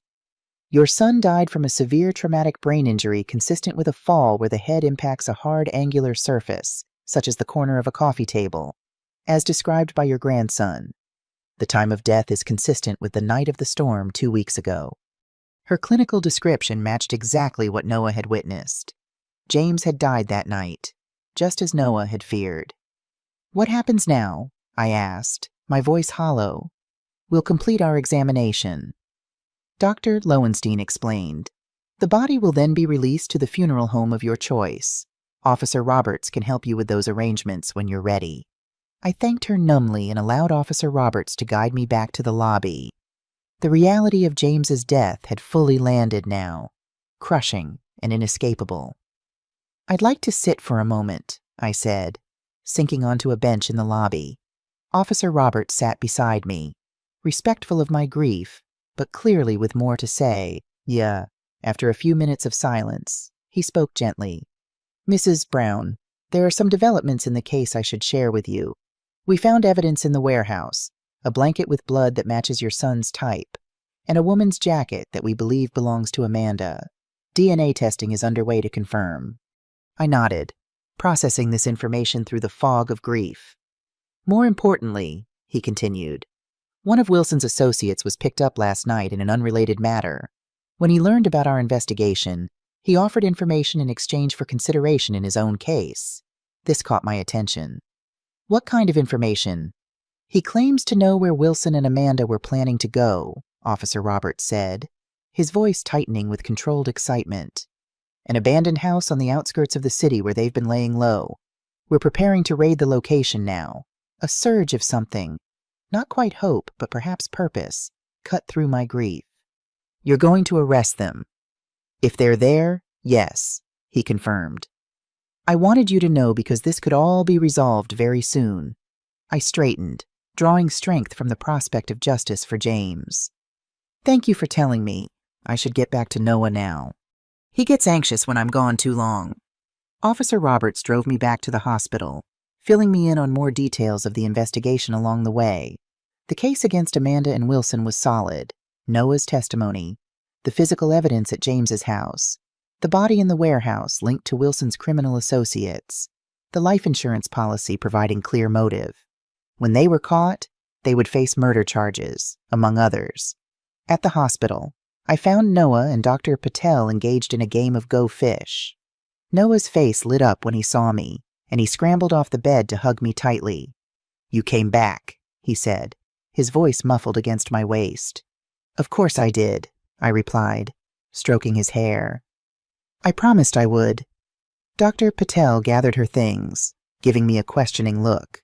I nodded slightly, confirming what she had already guessed, that the body had indeed been James's. She squeezed my arm supportively before leaving us alone. Noah looked up at me, his expression suddenly serious. "Did you help the police find the bad people who hurt Dad?" I knelt to his level, holding his small shoulders gently. "Yes, Noah. The police are very close to finding them now. They think they know where your mom and that man are hiding." His eyes widened. "Are they going to jail?" "Yes, sweetheart," I assured him. "They're going to jail for what they did to your dad and for leaving you alone like that." Noah seemed to process this information, his brow furrowed in thought. "Good," he finally said, with a vehemence that surprised me. "They should go to jail forever." I couldn't disagree. "The police will make sure they can't hurt anyone else ever again." Noah returned to his bed, suddenly looking tired. "Can we go home tomorrow? Grandma, I don't like it here." "The doctors think you might be well enough," I told him. "We'll see what they say in the morning." As Noah dozed off for an afternoon nap, I sat beside his bed, watching the gentle rise and fall of his chest. My mind was a tumult of grief and anger and determination. James was gone, confirmed beyond any doubt now, but Noah remained, this precious child who had survived an unimaginable ordeal. I would protect him with everything I had. I would help him heal. I would ensure that those responsible for James's death faced justice. In the midst of my darkest hour, I made a silent vow to my son. Your boy will be safe with me. James, I will raise him with all the love and care you would have given him. And I will make sure that those who took you from us pay for what they've done. Twist 6, the final piece, fell into place when my phone rang late that afternoon. It was Officer Roberts, his voice tight with controlled excitement. "Mrs. Brown, we've arrested Marcus Wilson. He was attempting to flee the city when we apprehended him at a bus terminal. He's in custody now and talking, trying to cut a deal." My heart raced. "And Amanda, Wilson has given us her location. She's at a copy shop downtown, apparently trying to forge documents for leaving the country. We have officers en route now." I closed my eyes, relief washing over me. "Thank you, Officer Roberts. Thank you for everything. I'll call you as soon as we have her in custody," he promised. I ended the call and looked at Noah, still sleeping peacefully. Soon, I would be able to tell him that the people who hurt his father were locked away, that they could never harm him again. It wouldn't bring James back, but perhaps it would help Noah begin to heal, knowing that justice had been served. As the sun set outside the hospital window, casting long shadows across Noah's room, I felt the first tentative stirrings of hope beneath the weight of grief. We had a long road ahead, Noah's recovery, my own grief to process, a new life to build together, but we would face it one step at a time, and we would face it together. The call came 2 hours later. I had been dozing lightly in the recliner beside Noah's bed when my phone vibrated against my leg. I answered quickly, not wanting the sound to wake Noah. "Mrs. Brown." Officer Roberts' voice was triumphant. "We've got her. Amanda is in custody." A wave of relief so intense it was almost painful washed over me. "Where did you find her?" "Just where Wilson said she'd be. She was at a copy shop downtown, using fake ID to have documents created for leaving the country. She didn't even put up a fight when our officers arrived, just went completely silent." I glanced at Noah, still sleeping peacefully. "Does she know you found James?" "Yes. We informed her during initial questioning. She's maintained her innocence, claiming Wilson acted alone in disposing of James's body. But with the evidence we have, plus Wilson's testimony, her denials don't hold much weight." I closed my eyes, picturing Amanda in handcuffs, the woman who had once been part of our family, who had given birth to Noah, who had ultimately caused James's death through her greed and desperation. "What happens now?" I asked. "They'll both be arraigned tomorrow morning," Officer Roberts explained. "Given the severity of the charges and the flight risk, I expect they'll be held without bail. The district attorney is already preparing the case." "Will Noah have to testify?" I asked, my protective instincts flaring. "Not at this stage," he assured me. "His recorded statement will be sufficient for the arraignment and preliminary hearings. If the case goes to trial, which seems unlikely given the evidence, we'd discuss options to minimize his trauma, perhaps video testimony or a deposition rather than appearing in court." I thanked him for the update, my mind already turning to what lay ahead. With Amanda and Wilson in custody, the immediate danger had passed. Now came the harder part, helping Noah heal from his trauma while processing my own grief. The next morning, Dr. Rivera examined Noah one final time and declared him well enough to be discharged. "Physically, he's recovering nicely," she told me. "Continue with small, frequent meals to rebuild his strength. The pediatrician in your hometown can monitor his progress. As for the psychological aspect," she glanced at Noah, who was sitting on the bed, swinging his legs as a nurse removed his IV. "Dr. Patel has recommended a child psychologist near your home. I strongly encourage you to follow up with them as soon as possible." "I will," I promised. "Thank you for everything you've done for him." As we prepared to leave, Officer Davis arrived with news that the media had gotten wind of the arrests and the unusual circumstances of the case. "There may be reporters at the hospital entrance," he warned. "I can escort you to your car through a back exit if you prefer."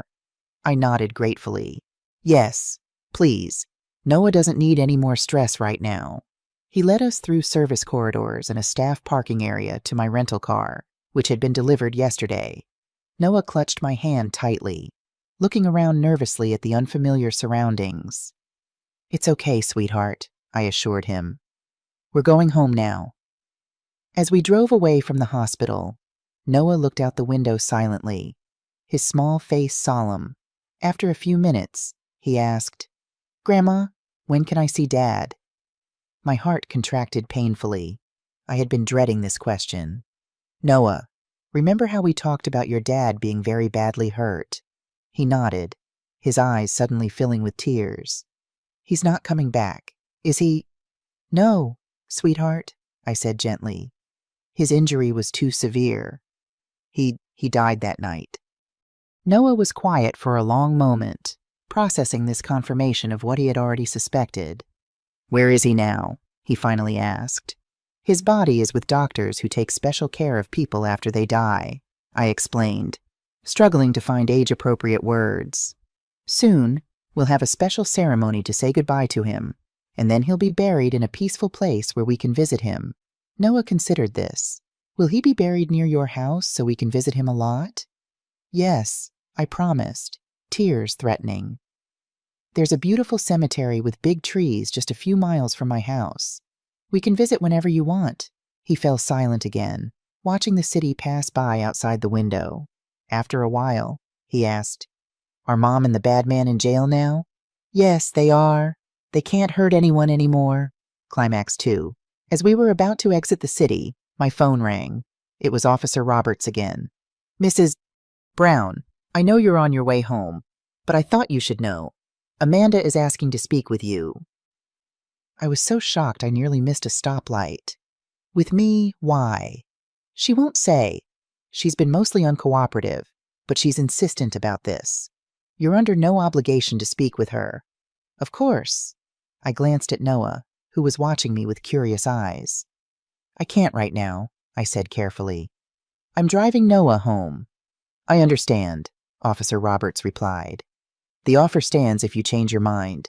She'll be at the downtown precinct until her transfer to county later today. After ending the call, I tried to focus on driving, but my mind was racing. What could Amanda possibly want to say to me? An apology, an explanation, some last attempt at manipulation. Who is that? Grandma? Noah asked. Just the police officer, letting me know everything is okay, I said, not wanting to upset him with the truth. We stopped for lunch at a quiet diner off the highway. Noah ate half a grilled cheese sandwich, more than I expected, and seemed to relax slightly as we got farther from Chicago. But I couldn't stop thinking about Amanda's request. Part of me wanted to ignore it, to focus solely on getting Noah home and starting our healing process. But another part, the part that needed answers, that needed to look in the eyes of the woman who had destroyed our family, was pulling me back toward the city.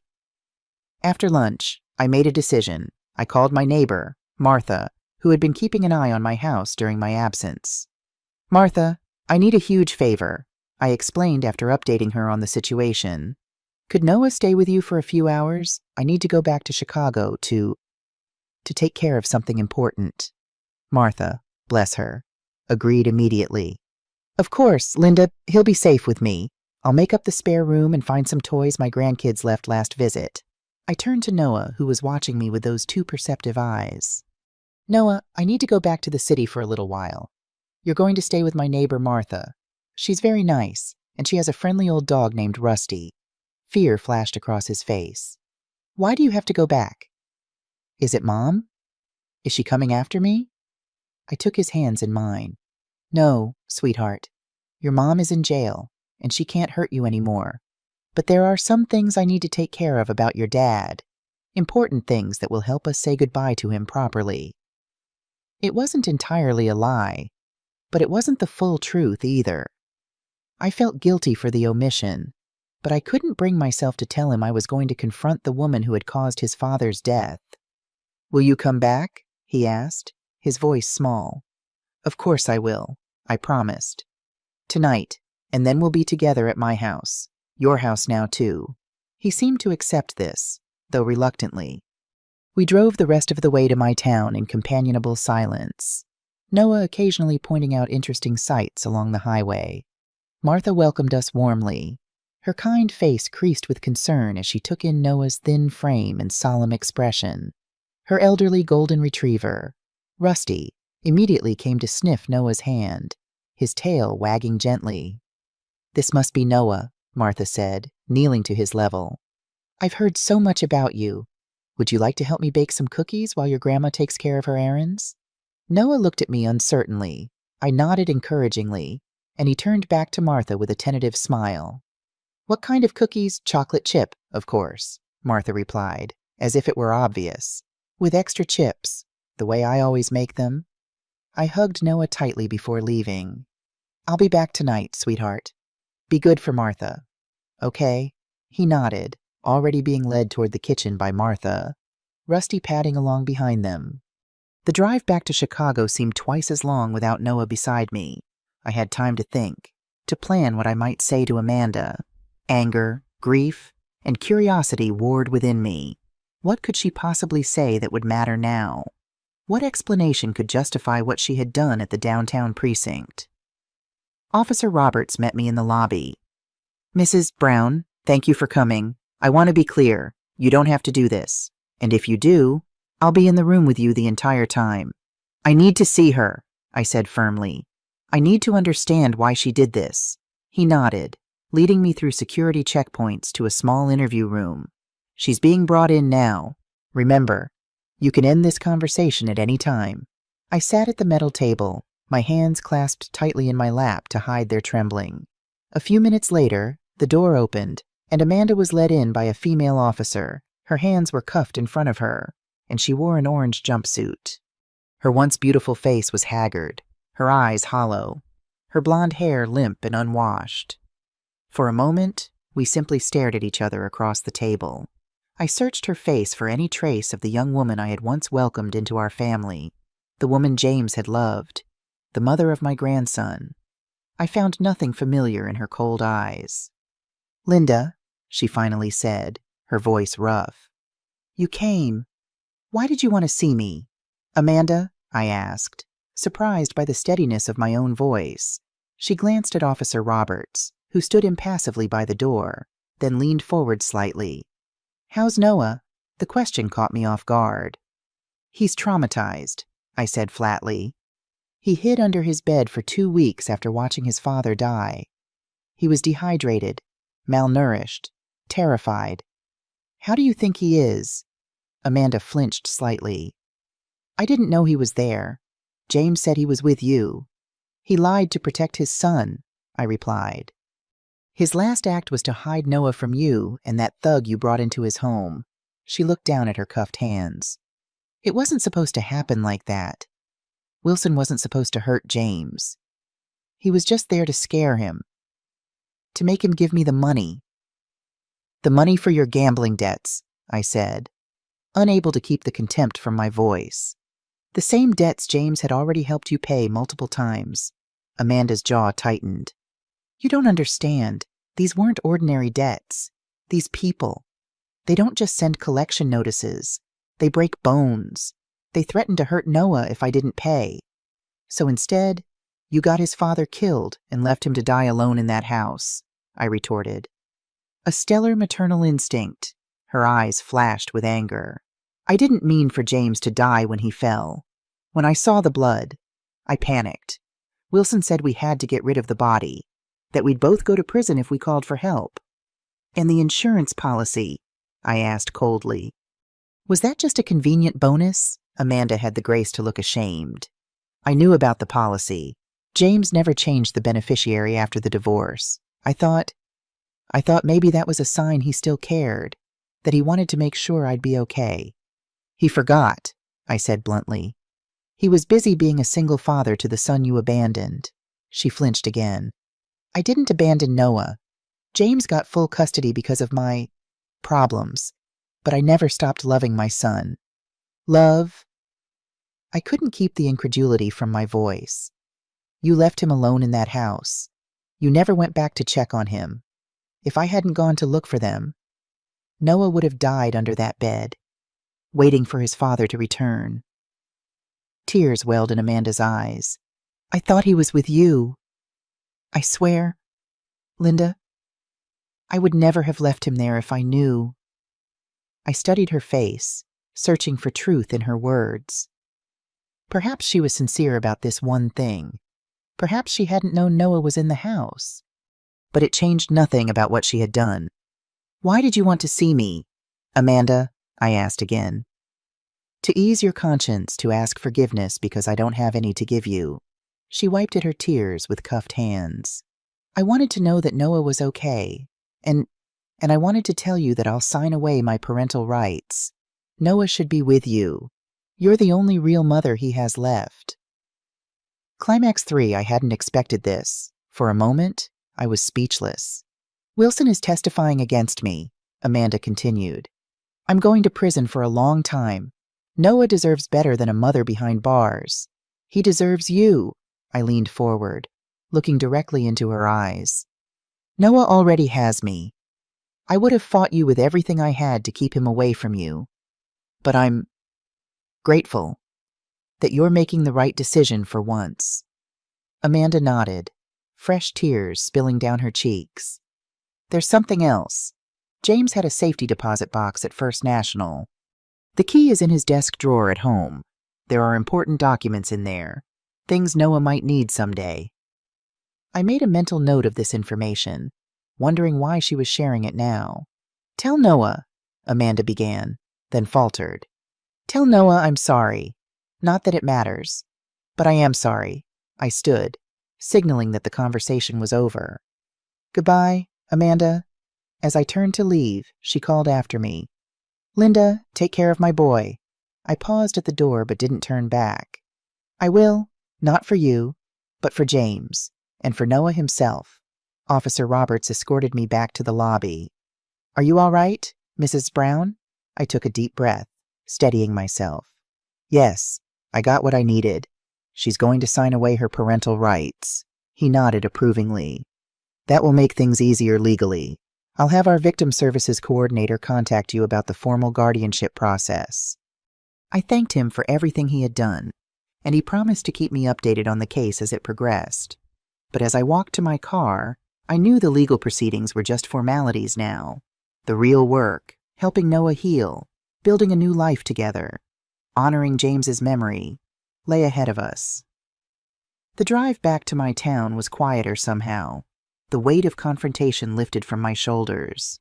Amanda's face, hollow-eyed and defeated, stayed with me, but it no longer held power. She had made her choices, and now she would live with the consequences. When I arrived at Martha's house, it was nearly dark. The porch light was on, and through the window, I could see Noah sitting at the kitchen table, apparently engrossed in a board game with Martha. The sight of him, safe, engaged, beginning to heal, filled me with profound gratitude. Martha opened the door before I could knock. "He's doing well," she whispered. "We baked cookies, played with Rusty, and now we're on our third game of Candyland. He's beaten me twice." I smiled, my heart lighter than it had been in days. "Thank you, Martha, for everything." "Anytime," she said, squeezing my arm. "He's a wonderful boy. James did a good job with him." "Yes," I agreed, my throat tight with emotion. "Yes, he did." Noah looked up as I entered the kitchen, his face brightening. "Grandma, you came back?" "Of course I did, sweetheart," I said, gathering him into a hug. I promised I would. "Martha let me help make cookies," he announced proudly. "And Rusty did tricks for me. He can roll over and shake hands." "That sounds wonderful," I said, meeting Martha's eyes over his head with silent gratitude. As we walked the short distance to my house, Noah's house now too, he held my hand tightly, looking around at the quiet neighborhood with curious eyes. "Is this where Dad grew up?" he asked. "Yes," I replied, smiling at the memory. "This is where your dad lived until he went to college. That tree in the front yard. He helped me plant it when he was about your age." Noah studied the maple tree with new interest. "Can I help you plant a tree too?" "Of course," I promised. "In the spring, we'll plant a new tree together, a special one, just for you." As we entered the house, Noah looked around with wide eyes, taking in the comfortable living room with its well-worn furniture, the kitchen with copper pots hanging above the island, the photographs of James that adorned the walls. "Is that my dad when he was little?" he asked, pointing to a picture of James at about Noah's age, grinning with a missing front tooth. "Yes, that's him," I said, studying the photograph with a bittersweet pang. "You look just like him." Noah moved from picture to picture, examining each one carefully. "There are so many of him, and now there will be many of you too." I told him, "This is your home now, Noah, for as long as you want it to be." He turned to me, his small face serious. "Forever." I knelt to his level, taking his hands in mine. "Forever, if that's what you want. Your dad would want you to be happy, to be safe, and I want that too." Noah threw his arms around my neck, hugging me tightly. "I want to stay with you forever, Grandma." I held him close, feeling his small heart beating against mine, and made another silent promise to James. "Your son is safe with me now. I will love him and protect him with everything I have. I will make sure he grows up knowing how much you loved him. I will keep your memory alive in his heart." As night fell, I tucked Noah into the bed in what had once been James's childhood room. The stars we had painted on the ceiling when James was 10 still glowed faintly in the darkness. "Look up," I told Noah. Your dad and I painted those stars together. He used to say they helped him dream good dreams. Noah gazed up at the stars, his eyes wide with wonder. Do you think they'll help me have good dreams too? I think they might, I said softly. And if you have bad dreams, I'll be right down the hall. You can come get me anytime. He nodded, clutching the teddy bear a nurse had given him at the hospital. Grandma, is Dad watching over us now from heaven? The question caught me off guard, but I answered from my heart. Yes, Noah, I believe he is. Your dad loved you more than anything in the world. That kind of love doesn't just disappear. Satisfied with this answer, Noah closed his eyes. Good night, Grandma. Good night, Dad. He whispered to the stars above. Good night, sweet boy, I replied, kissing his forehead. Sleep well. As I closed his door part way, leaving the hallway light on in case he woke during the night, I felt a profound sense of peace wash over me. The road ahead would not be easy. There would be nightmares and tears, grief and healing, legal proceedings and new beginnings. But we would face it together, Noah and I, with James's memory to guide us. In the quiet of my kitchen, I finally allowed myself to fully feel the grief I had been holding at bay. I wept for James, my beautiful boy, taken too soon. I wept for Noah, so young to have endured such trauma. And I wept for myself, a mother who had outlived her child, a fate no parent should suffer. But beneath the grief was a flicker of hope. Noah was safe. Those responsible for James's death would face justice, and somehow we would build a new life from the ashes of the old. Outside the window, the stars shone brightly in the clear night sky, the same stars James had loved as a boy, the same stars that now watched over his son.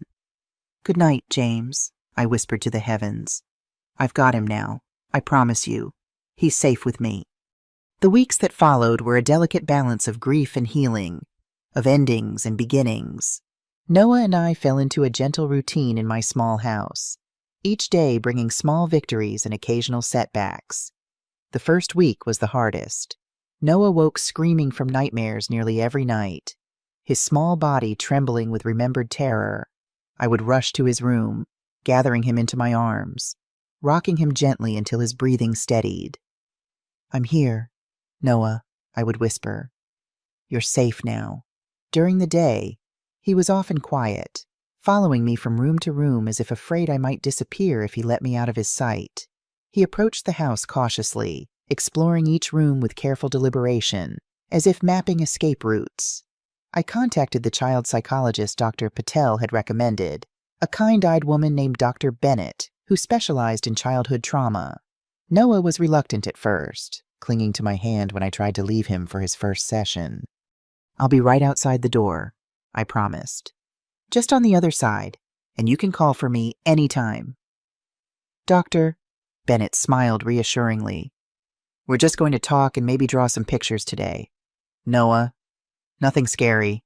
He eventually nodded, releasing my hand with visible effort. When I picked him up an hour later, he seemed thoughtful but less tense. Dr. Bennett has a fish tank, he told me on the drive home.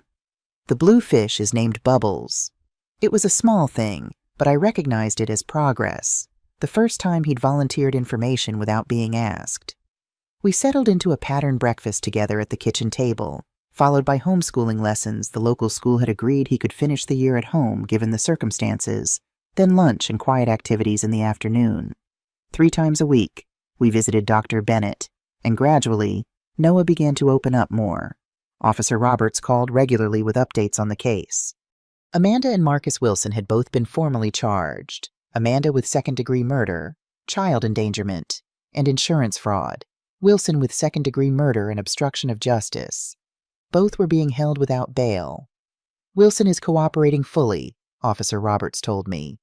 He's hoping for a reduced sentence in exchange for his testimony against Amanda. The district attorney believes they have a strong case for conviction. And Amanda, I asked, stepping onto the porch to speak privately while Noah colored at the kitchen table. She's maintained that she never intended for James to be killed, that Wilson acted on his own in the heat of the moment. But with Wilson's testimony and the evidence we've gathered, her defense is weak. The DA is confident she'll serve significant time. I thought of Noah, slowly healing from the trauma inflicted by his mother's actions.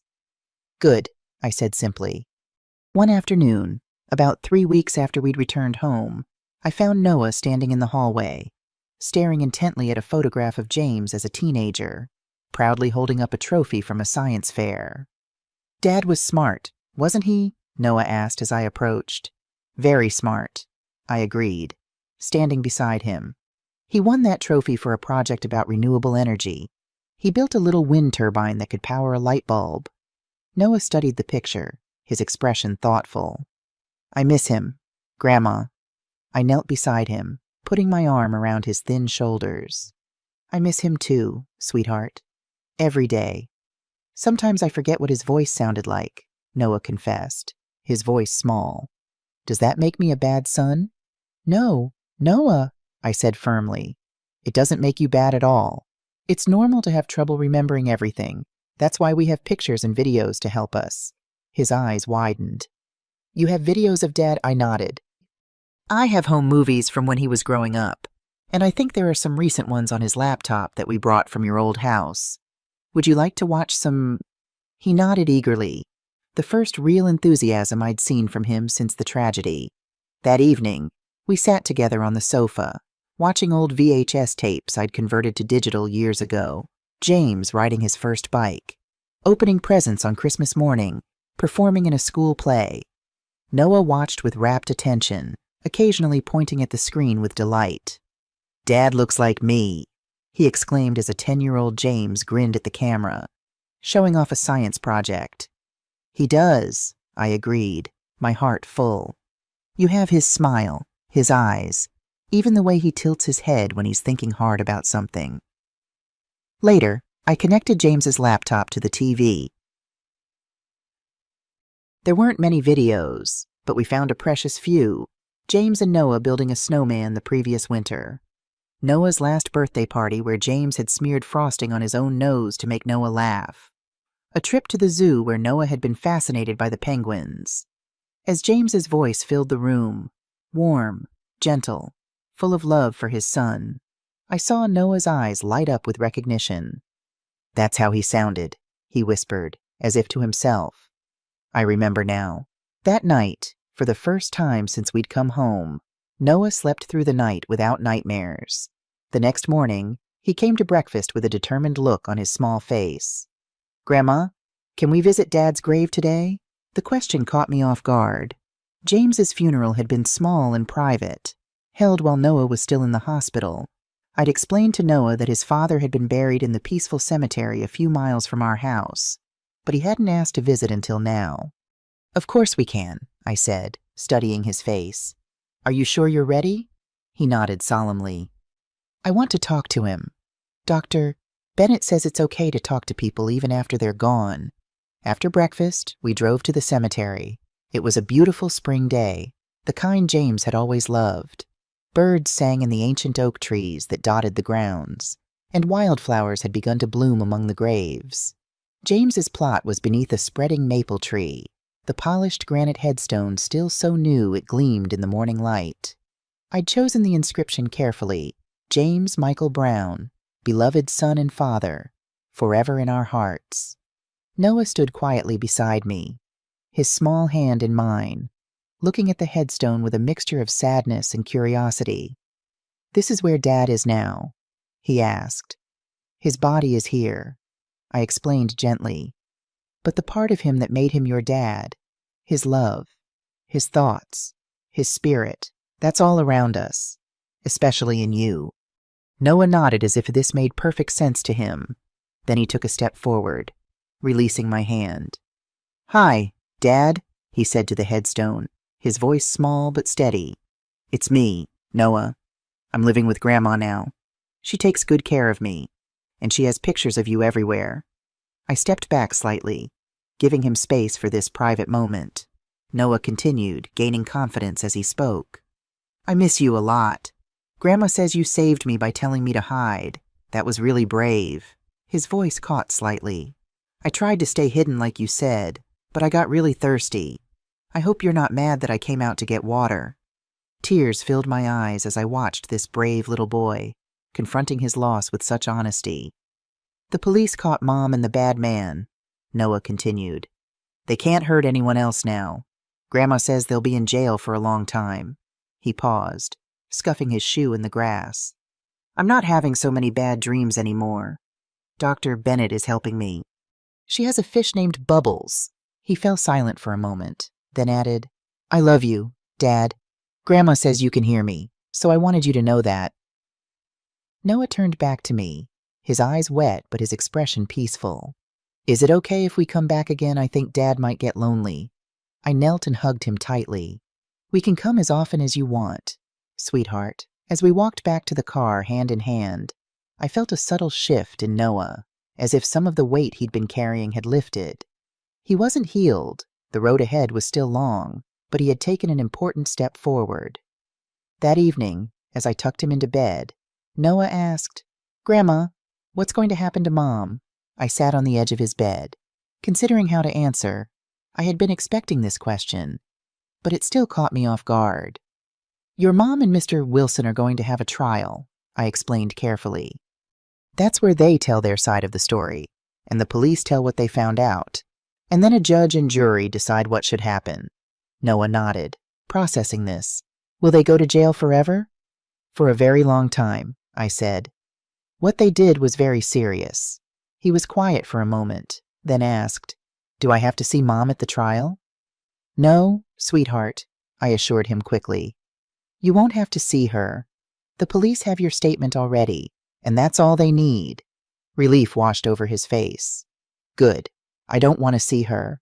He hesitated, then added in a small voice, Is it bad that I'm mad at her? She's my mom. But she hurt Dad. I stroked his hair gently. It's not bad at all. Noah, your feelings are perfectly normal. You can be angry and sad and confused all at the same time. That's okay. Dr. Bennett says it's okay to have big feelings, he agreed solemnly. As long as I talk about them instead of keeping them inside. Dr. Bennett is very wise, I smiled. And you're very brave for talking about your feelings. Noah snuggled deeper under the covers, hugging his teddy bear close. Grandma, are you my legal guardian now? The question startled me with its adult phrasing. Where did you hear that term? Dr. Bennett explained it, he said. She said since Dad is gone and Mom is in jail, you're taking care of me legally now. Is that right? Yes, I confirmed. I am your legal guardian. That means I'm responsible for taking care of you, making sure you have what you need, and making important decisions until you're grown up. Good, he said with finality. I want you to be my guardian. Forever. I leaned down and kissed his forehead. Then that's what I'll be. The next morning, I received a call from the district attorney's office. The prosecutor assigned to James's case, a woman named Sarah Mitchell, wanted to meet with me to discuss the upcoming proceedings. Noah is in school today, Ms. Mitchell asked when I answered. No, he's still homeschooling, I explained. He's working on math problems in the kitchen right now. I see, she said. I was hoping we could speak privately. There have been some developments in the case that I'd like to discuss with you. We arranged for her to visit that afternoon during Noah's therapy session with Dr. Bennett. Ms. Mitchell arrived precisely on time, a slim woman in her 40s with keen eyes and a no-nonsense demeanor. We sat in my living room, the spring sunshine streaming through the windows. Mrs. Brown, I'll get straight to the point, she began. Marcus Wilson has agreed to testify against Amanda in exchange for a reduced sentence. His testimony is damning. He claims Amanda specifically discussed using the life insurance money to pay off her gambling debts. Weeks before your son's death. I gripped the arms of my chair. Are you saying this was premeditated? Ms. Mitchell nodded grimly. Wilson claims Amanda approached him about scaring James into giving her money. When that plan failed and James was accidentally killed, Amanda allegedly said, Well, the insurance will have to do then. This substantially changes the nature of the case. From second-degree to first-degree murder, I said, understanding immediately. Exactly. With Wilson's testimony and the evidence we've gathered about the insurance policy, we believe we can prove Amanda had a financial motive to see James dead. She may not have intended for him to die that night specifically, but Wilson claims she had discussed accidents that could befall James in the weeks prior. A cold fury washed over me. Amanda had contemplated James's death, had discussed ways it might happen, all for money that would have gone to Noah if James had updated his policy after the divorce. What does this mean for her sentence? I asked. If convicted of first-degree murder, she would face a minimum of 20 years to life without the possibility of parole. Ms. Mitchell explained. Given the aggravating factors, the abandonment of a child, the attempted insurance fraud, we would push for the maximum sentence. I nodded, a grim satisfaction settling over me. And Wilson, in exchange for his testimony, we're offering a plea deal for second-degree murder, 15 to 20 years, with the possibility of parole after 15. It seems light, I remarked. It is. Ms. Mitchell agreed. But his testimony is crucial, and he appears genuinely remorseful. He claims he never knew Noah was in the house, and that he argued with Amanda about calling for help for James, but was overruled. I thought of Noah, hiding under his bed, listening to his father's body being dragged away. When is the trial? That's the other reason I wanted to speak with you, Ms. Mitchell said. There may not be a trial. Amanda's attorney has approached us about a plea deal. This surprised me. She's willing to plead guilty. Her attorney has seen the evidence against her. With Wilson's testimony, her chances at trial are slim. They're exploring options, but I wanted to get your input before we proceed. As the victim's mother and the guardian of his minor son, your opinion matters to the court. I considered this carefully. A trial would be public, messy, possibly traumatic for Noah even if he didn't have to testify. A plea deal would avoid that, would provide swift closure. What kind of deal are they asking for? I asked. They're hoping for second-degree murder with a sentence of 20 to 25 years, Miss Mitchell replied. We've countered with first-degree murder, 25 to life. We're still negotiating. If she accepts the plea, would she waive her right to appeal? Ms. Mitchell nodded. That would be part of the deal. And she's already signed the paperwork relinquishing her parental rights to Noah. I took a deep breath, thinking of what James would want. What would be best for Noah? I support the plea deal, I said finally. But I want the maximum sentence possible. She left her son to die in that house. She doesn't deserve leniency. Ms. Mitchell made a note. I'll convey your position to the judge. Your statement will carry significant weight. After she left, I sat quietly in the living room, processing everything. The revelation that Amanda had contemplated James's death before it happened made my blood run cold. The woman I had once welcomed into our family as James's wife, as Noah's mother, had become a monster I barely recognized. When I picked up Noah from his therapy session, Dr. Bennett asked to speak with me privately for a moment. Noah made significant progress today, she told me, her expression encouraging. He drew a picture of his family, you, him, and James in the sky as an angel. It's the first time he's been able to express his understanding of death in a healthy way. She showed me the drawing, simple but poignant, with a smiling sun and a house that was clearly mine. 3 figures stood in front, labeled me, Grandma, and floating above, with wings and a halo. Dad, this is wonderful, Isates said, blinking back tears. He's resilient, Dr. Bennett said warmly. With your support and continued therapy, I believe he'll emerge from this trauma stronger than we might expect. Children have an extraordinary capacity for healing when they feel safe and loved. Noah was quiet on the drive home, looking out the window at the spring landscape. Finally, he asked, Grandma, what happens to bad people who say they're sorry? Do they still get punished? I glanced at him, wondering what had prompted this question. Usually, yes. Saying sorry is important, but it doesn't erase what they did. Why do you ask? He shrugged, still looking out the window. Dr. Bennett says sometimes people do bad things because they're sick in their minds or hearts. Like Mom. She says Mom might be sorry now, but it doesn't fix what happened to Dad. Dr.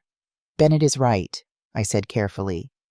Your mom made very bad choices that hurt a lot of people, especially you and your dad. Even if she's sorry now, there are consequences for those choices. Noah nodded, seeming satisfied with this answer. That's fair, he said with surprising maturity. That evening, after Noah was asleep, I received another call from Ms. Mitchell. Mrs. Brown, I wanted to update you. Amanda has accepted our plea deal. She'll plead guilty to first-degree murder and will receive a sentence of 30 years to life, with no possibility of parole for 30 years. The formal hearing is scheduled for next week. Relief washed over me. Thank you for letting me know. There's one more thing, Ms. Mitchell added. Amanda has requested to read a statement at the hearing. It would be addressed to you and Noah. You're not obligated to attend. Of course, I considered this. I'll be there, but Noah won't. He's been through enough. I understand completely, she assured me. I'll see you at the courthouse next Tuesday at 10 a.m.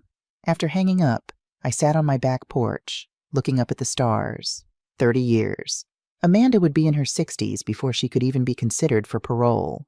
Noah would be a grown man, nearly 40 years old. Justice. Cold but necessary. We got her, James, I whispered to the night sky. She'll pay for what she did to you. To Noah. As the day of the hearing approached, I grew increasingly anxious. I hadn't seen Amanda since our confrontation at the police station, and I wasn't sure how I would react to seeing her again, to hearing whatever statement she wanted to make. Martha agreed to stay with Noah during the hearing. Take all the time you need, she assured me. Noah and I will bake cookies and take Rusty for a walk. He won't even notice you're gone. I chose my outfit carefully that morning, a simple black dress James had always liked. Pearl earrings he had given me for Mother's Day years ago. I wanted to carry a piece of him with me into that courtroom. Noah was concerned when he saw me dressed formally. Where are you going, Grandma? I have to go to court today, I explained gently. Remember how we talked about your mom having to face consequences for what she did? Today is when the judge will decide those consequences. His eyes widened. Will you see her? Yes, I admitted. But don't worry. She can't hurt anyone anymore. Noah chewed his lip thoughtfully. Can you tell her something from me? I knelt to his level, surprised. Of course, sweetheart. What would you like me to tell her? He thought for a moment, then said with simple dignity, Tell her I'm okay now. Grandma is taking care of me. His words brought tears to my eyes. Even after everything he'd been through, there was no hatred in his heart, only the desire to move forward. I'll tell her, I promised. The courthouse was crowded, but Officer Roberts met me at the entrance and escorted me to a reserved seat in the front row. Ms. Mitchell nodded to me from the prosecutor's table, her expression confident. When Amanda was led in, I barely recognized her. Her once vibrant blonde hair hung limp around her pale face, and the orange jumpsuit seemed to swallow her diminished frame. She kept her eyes down, not looking at the spectators. The proceedings moved quickly. The judge, a stern-faced woman in her 60s, reviewed the plea agreement and asked Amanda if she understood the terms. Amanda's "Yes, Your Honor" was barely audible. The formal charges were read: first-degree murder, child endangerment, attempted insurance fraud. To each, Amanda pleaded guilty in that same quiet voice. Ms. Mitchell presented a summary of the evidence, including Wilson's testimony about the premeditated nature of the crime. She described Noah's ordeal, hiding under the bed for 2 weeks, and I saw several jurors wince in sympathy. Then it was time for impact statements. I had prepared one, and the victim advocate helped me to the podium. I unfolded my paper with trembling hands and began to read. Your Honor, my name is Linda Brown. James Brown was my only child, and Noah Brown is my grandson. 2 months ago, my family was shattered by the actions of Amanda Brown and Marcus Wilson. My son was killed in his own home, and my grandson was left to hide under his bed for 2 weeks. Terrified and alone, I paused, steadying my voice. James was a wonderful father, a devoted son, and a good man. He worked hard to provide for Noah after Amanda abandoned them for her gambling addiction. Even then, he never spoke ill of her to Noah. He wanted his son to think well of his mother. Despite everything, I looked directly at Amanda, who still wouldn't meet my eyes. Now Noah has lost both parents, one to death and one to unconscionable choices. At 8 years old, he's experiencing trauma no child should ever face. He has nightmares. He's afraid to let me out of his sight. He's in therapy 3 times a week. The road to healing will be long and difficult. I took a deep breath. But despite everything, Noah is resilient. He's brave. He's kind. He asked me to tell his mother today that he's okay, that I'm taking care of him. That's the kind of child James raised, one who can still find compassion even after unimaginable trauma. Tears were flowing freely now, but I continued. I asked the court to approve the maximum sentence under this plea agreement. Not out of vengeance, but to ensure that Noah can grow up feeling safe, knowing that the people who hurt his father and abandoned him will not be able to harm him again. I returned to my seat, and Ms. Mitchell gave my shoulder a supportive squeeze. Then it was Amanda's turn. She approached the podium slowly, her hands shaking as she unfolded a small piece of paper. Your Honor, she began, her voice trembling, I know that nothing I say can undo what I've done. I can't bring James back. I can't erase the trauma I've caused Noah. She paused, struggling for composure. I loved James once. He was a good man, a wonderful father. My addiction destroyed that love, destroyed our family. She looked up, meeting my eyes for the first time. Linda, I am so sorry. Not that it matters, but I am truly sorry. James deserved better. Noah deserves better. I've signed away my parental rights because I know that Noah is where he should be, with you. You were more of a mother to him than I ever was. She wiped at her tears with cuffed hands. I accept my punishment. I deserve it, but I want you and Noah to know that I never meant for James to die. It was a terrible accident that spiraled out of control because of my selfishness and fear. She took a shuddering breath. Please tell Noah that I'm sorry, that I love him, even though I don't deserve his love in return, and that his dad was the best man I ever knew. Climax 3, the judge delivered her sentence with solemn authority. Amanda Brown, you have pleaded guilty to the first-degree murder of James Brown, child endangerment of Noah Brown, and attempted insurance fraud. The court accepts your plea and the agreed-upon sentence. She looked at Amanda over her glasses, her expression stern. I sentence you to 30 years to life in prison, with no possibility of parole for 30 years. Additionally, your parental rights to Noah Brown are permanently terminated, with full legal guardianship granted to Linda Brown. The gavel came down with finality, and Amanda was led away. Her shoulders slumped in defeat. Outside the courthouse, Officer Roberts approached me. Mrs. Brown, are you all right? I nodded, feeling a strange mixture of grief and relief. It's over. That's what matters. Justice has been served, he agreed. It won't bring James back, but hopefully it provides some closure. Noah is what matters now, I said, my resolve strengthening. Helping him heal, giving him a good life. That's my focus. Officer Roberts smiled warmly. James would be proud of how you're caring for his son, and Noah is lucky to have you. Thank you, I said sincerely, for everything you've done for our family. As I drove home, I reflected on Amanda's words, on the sentence, on the finality of it all. Justice had been served, but it was a cold comfort. Nothing would bring James back. Nothing would erase what Noah had endured. But perhaps now, with Amanda and Wilson behind bars, with the legal proceedings concluded, we could truly begin to heal. Noah and Martha were in the backyard when I arrived home, playing fetch with Rusty. Noah's laughter, a sound I hadn't heard nearly enough since the tragedy, floated through the air, warming my heart. Grandma, he called, running to me as I stepped into the yard. Rusty can catch the ball in the air. Watch. I watched as he threw a tennis ball, which the elderly golden retriever managed to snag mid-flight, prompting more delighted laughter from Noah. Martha approached, smiling. He's had a good day. How was the hearing? It's done, I said simply. 30 years to life. She nodded, understanding. Good. Now you can both move forward.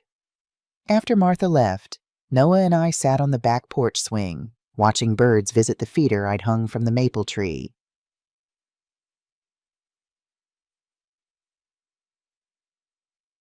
Did you see Mom? He asked finally. I did, I replied. And I told her what you asked me to tell her. He nodded, seemingly satisfied. What did the judge say? I chose my words carefully. The judge said your mom has to stay in prison for at least 30 years, and that you will stay with me, legally, from now on. Noah leaned against me, his small body warm against my side. 30 years is a long time. Yes, it is, I agreed. I'll be a grown-up by then, he mused. Older than Dad was.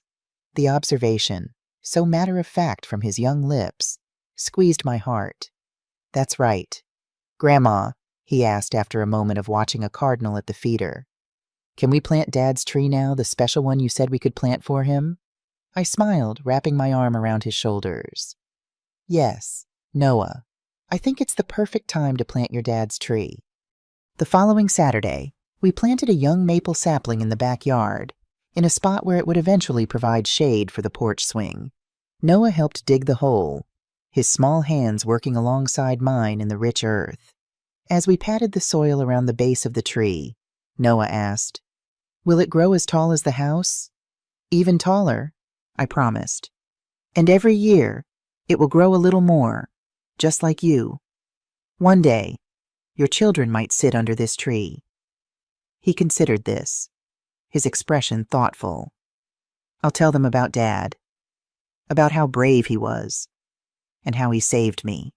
"That's right," I said, my voice thick with emotion. "We'll make sure they know all about your dad." Noah ran his hand along the smooth bark of the sapling. "Dad is watching us plant his tree.